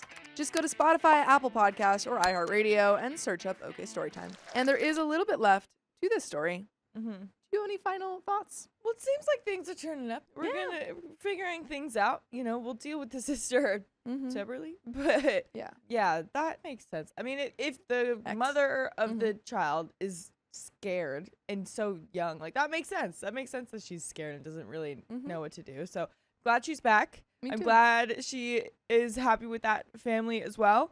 And the baby will be okay. Baby will be okay. Yeah. I mean, regardless of whether or not, mom decides to take baby or you got two moms decide to take baby, I think baby's going to be okay. Exactly. But there's a little bit left. Comments. California Jade. Please start getting therapy. Individual therapy and then couples. You both would benefit so much from learning how to communicate with each other. I know pregnancy hormones can really mess with one's mind. I really wish all the best for both of you. OP says therapy's a great idea. I'll talk to my ex about it. I know she would benefit from seeing a professional after that kind of trauma. I need someone from this stressful event. Professor X says both of you require therapy, not just her. OP says, I'm seeing what my insurance can cover. I know I need to see a professional when, hate admitting this, I started crying in my car in the hospital parking lot. I really don't know why I was crying. I was having an okay day considering everything going on around me. Legrand Blue says, please could you confirm if I got this right? In your last post, you said your ex, or your still girlfriend, wanted to keep the baby even knowing you were not interested in raising it. You said you would merely fulfill financial obligations. Then she has contractions and calls you, but once you don't answer, she takes it as a confirmation you don't want to be physically involved for the birth and raising. That shatters her mentally. She has some sort of breakdown and she disappears the same day she gives birth. Must have been devastating both physically and emotionally, and is now found. The same day police finds her, you present her with a couple that wants to adopt the baby, and you now want to repair the relationship with her. What I'm worried about is that she is consenting to this adoption in an environment of pressure and in a very short time frame. I have no idea how this legally works and if she's allowed to change her mind at all before the official adoption takes place. She is. They already said that. Also, I feel that you want the adoption to take place much more than your ex taking the baby and you being financially responsible, even without being involved in its upbringing. You're also telling her now that you want to have a relationship again, if I interpreted this correctly, almost as if it would be a reward for her behaving, consenting to the adoption. Please do correct me if I am wrong. I wish to be wrong. I'm concerned for the baby's mom. That's all. That feels not correct. I mean, so, okay, first of all, OP was pretty involved up until he missed one call. And then she runs off. It doesn't seem like he was going to break up with her prior to that happening, unless I'm mistaken. Could be. I think they were already. Were they already broken up? He kept referring her to as the ex, like the whole story. Okay, So okay. I think so. Also, well, okay, then on the opposite end, it didn't sound like he was like, I'm getting back together with her. It just said, I want to. He wants to repair things. I want to repair things because Yeah. I just had a kid with this person. So it doesn't Right. seem like they're necessarily getting back together. Yeah, that makes sense. In a normal breakup, Yeah. with no baby involved, you would usually just Break part up. ways, and you don't need to like go to counseling for that. But in this situation, Yeah. you definitely don't want to be like, hey, you just had our baby and put him up for adoption. I'm gonna Yeah. dip. I hope you like And bye. it's also, if it was just whoever wants to take it, I'm out of here. I don't want to pay for this baby. Right. Then he would give it to his sister. Right. OP says, I was not the one who broke things off. My ex ended our relationship when I told her I would only financially be supporting the baby. I would still have been in a relationship with her. My girlfriend was found yesterday. Today, she met with a couple at her request, not mine. After seeing them hold the baby, she admitted to me that the couple had a deep emotional bond to that baby, more than she felt when she felt the baby. I would never force her to give up her baby. This baby isn't meant to be ours, though. We both understand that. We're too young and not in a good financial position. My ex is still earning a degree. I'm still working my way to management. This baby is meant for that couple who can offer so much more. Babies need more than just love, regardless of what people say. I would never force her into a relationship with me for any reason, especially not as an award. My ex knows this about me. We've been together as a couple since 8th grade. It's okay you're concerned for her. I'm grateful for that. Kindly Mango says, so you thought there was some scenario where you continue the relationship with the mom of your child, but also not be in the child's life except financially? How the heck could that have worked? Fleet and Flotilla says, I think he gave options because he mentioned they discussed adoption and pregnancy termination in his last post and that she chose to keep the baby and end the relationship, but then freaked out when the reality of the choice settled in. OP says, for one, we don't live together. She still lives with her parents and she goes to college. I live alone. My apartment is too small to support 2 people. I would, like any other guy in a relationship with a single mom. But that is the end of that story. My sister is dating my ex and she's mad that I didn't react. The rage bait backfired. My sister recently told me she has been getting coffee regularly with an ex-girlfriend whom broke up with me way back in 2005. She hid it from me for over 2 months, and then when she eventually told me and asked if I was okay with it, I had no visible reaction and asked her what she wanted from me. By the way, this comes from Mobile Meal 1059, and if you want to spit your own stories, go to the r/OKStorytime subreddit. This ex and I dated from 1999 to 2005, from the ages of 14 to 20. She was cheating on me for the last 2 years and left me for that guy. It was 20 years ago. I'm 40 now. I was heartbroken, but dealt with it and moved on. I have a wife. I've been married for 12 years to her. I'm a dad to 3 kids. Why would I care about someone from 20 years ago? My sister is frustrated because I have no reaction. She wants to know if I'm okay with it or not. They were good friends back then, but stopped talking when the breakup happened. But she says it's like all that time hasn't passed. I guess she wants my approval? Like I said, I literally don't care. If she wants to talk to her, that's fine, but I won't be interested. It's her life. She can talk to who she wants. Edit to add, my sister also felt as betrayed as I did about the cheating, hence why they stopped talking. But again, the whole affair was 20 years ago, and I dealt with the hurt and have moved on from it. I genuinely don't feel weird if my sister is talking to her again. And there are some comments. But what do you think? This is OP's ex. From 20 years ago. Cheated on OP with the sister or just in general? In general, with another guy. Okay, gotcha. Yeah. Yeah, and 20 years ago, but then the sister is now interested or was interested back then or something? It's unclear. Because right now it seems like they're just like, I want to talk to your ex. Yeah. So maybe the dating comes later, but she's just testing the waters and she's like, yeah, I'm just trying to see if it's okay if I hang out with your ex. And I was like, I don't care. Okay. I haven't seen her in 20 years. Yeah. Okay. Makes a little bit more sense, but Mhm. I don't know. Go ahead. Just do it. Literally, I'd just be like, what do you want? Okay. Yeah. I don't know what you would be the a-hole for. Yeah, you just didn't do anything. Yeah. Like, sure, I don't know. Yeah. I haven't thought about her in a minute. Comment 1, not the a-hole. It was 20 years ago and you've more than moved on. I actually think you're being quite mature, and having no reaction would be a normal response to hearing about someone you haven't seen or heard from in 20 years. Maybe your sister feels guilty for talking to her again because of the cheating? OP says, I can see why she may feel guilty, because she was swiftly on my side and felt extremely hurt and betrayed too. But again, it was a very long time ago, and I literally don't care who she talks to, as it's not like it just happened. Reply, how did they start talking again if they haven't seen each other in so long? OP says, she said apparently she was out getting stuff for my nieces when she bumped into my ex by chance. They talked for a bit, ended up exchanging numbers, and have been talking most days, doing a lot of catch up, and have been getting coffee at least once a week now. And reply, so this is really weird to me. You said you have no reaction, like did you just stare at your sister deadpan for 30 seconds, then move on? Did you tell her, okay, I don't care, have fun, I'm happily married, I got no interest in her life or who she talks to? Then that is an answer and your sister should accept it. I'm friends with people who are friends with my ex-wife. I just go, all right, cool, leave me out of anything involving her, but I don't care if you're friends with her. She did the thing to me, not you, and I married the woman, so I know she has the qualities to be a good friend. I'm just not interested to hear from or about her. And everyone I know has been absolutely fine with that answer. It makes it sound like you didn't actually tell your sister anything. Tell her you're fine with their friendship, but you want nothing to do with it. Comment 2 says, not the a-hole. Just tell her that you're fine with it, full stop. Why exactly did she get mad at you for not showing a reaction? Reply, my guess is she wants a clear sign-off. She may feel like she's betraying you by being friends with her. My brother's ex-wife cheated on him a lot. And even though he didn't ask for it, I hate her for him. She's probably asking if it's okay to be friends.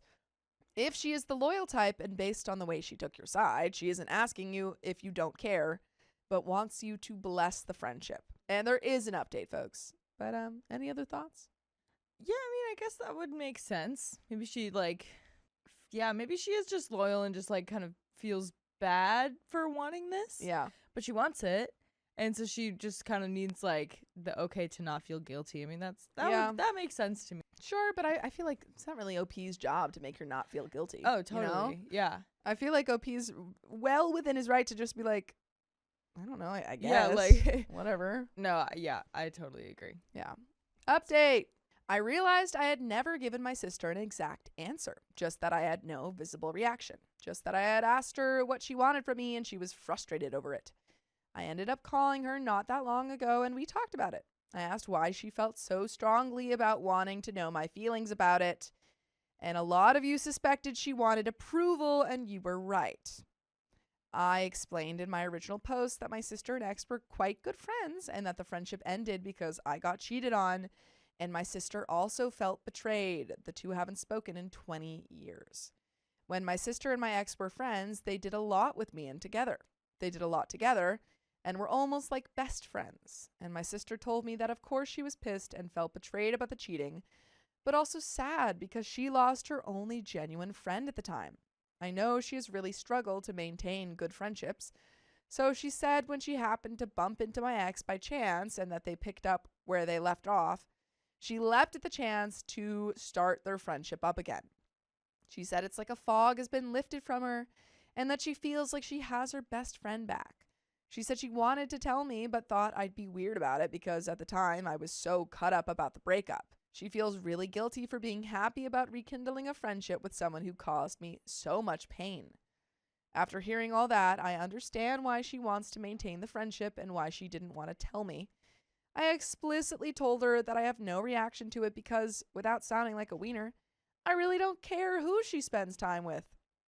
I told her I feel enough time has passed that I can accept my ex is in her life, especially since my sister told me she's still with the man she left me for, and they're married and have a family, so they're obviously serious. I do think we're gonna have to re-record that title because it's not accurate. Yeah, because it said cheated or something, or no, it said my sister is dating my ex. Dating. She's okay, not. yeah. She also said her daughters, my nieces, are the same age as my ex's kids, and that it would be good for the kids to be friends too, which I get, as they don't have many. Like I said, I have also moved on and have been married for 12 years and I have 3 kids. I basically told my sister if she's looking for my blessing, she has it, but that I won't be involved or really interested in the friendship because it doesn't mean anything to me anymore. I also told her she shouldn't feel guilty as it's happened, it's done, and I moved on and recovered from it. Like if I saw the ex, I would be civil, but I wouldn't be weird or anything about it because, again, I don't really care. Plus, from the sounds of it, the ex will really only be mingling with my sister, potentially my brother-in-law and their kids, so I may not see her at all. She left the call feeling at least happier, and I'm just glad she has a friend back, I suppose. Not an exciting update or anything, but I guess a good outcome. We were just mature and civilized. By the way, it'd be mature of you guys to listen to full episodes with stories just like this. Just go to Spotify, Apple Podcasts, or iHeartRadio and search up OK Storytime. But there is a little bit left to this story. Mm-hmm. Do you have any final thoughts? I feel like this feels like a no one's a a-hole kind of story. I feel She like wants to be friends with your ex? yeah, It's been 20 years? yeah. You don't really care. She's just thinking of your feelings, Yeah. but you don't have any. So cool. Honestly, I feel like it's cool of her to be like, hey, are you okay with this? Yeah, I think that's actually really polite. That's For nice. sure. Yeah. For sure. I don't know. Yeah. You know what? A plus. Good job, everyone. Good job, everyone. That's what we like to see. Except for, the one that cheated. Yeah, Like, bad she still job for that, sucks. but Edit. My wife knows. Like me, she doesn't care. She would have a problem if my sister expected my ex to be involved in family stuff if we were there. But it seems like from what my sister says, my ex will only be involved in her life and potentially her and my ex's kids can be friends. I need to make it clear my ex will not be involved in my life in any way or be around my children. And no, this isn't some plot of my sister who secretly wants me to get back together. And no, I'm not cutting my sister off because she's friends again with the woman who cheated on me. It was 20 years ago. I'm over it. I don't care anymore. She can be friends with whoever she wants as long as she's happy. And that is the end of that story, folks.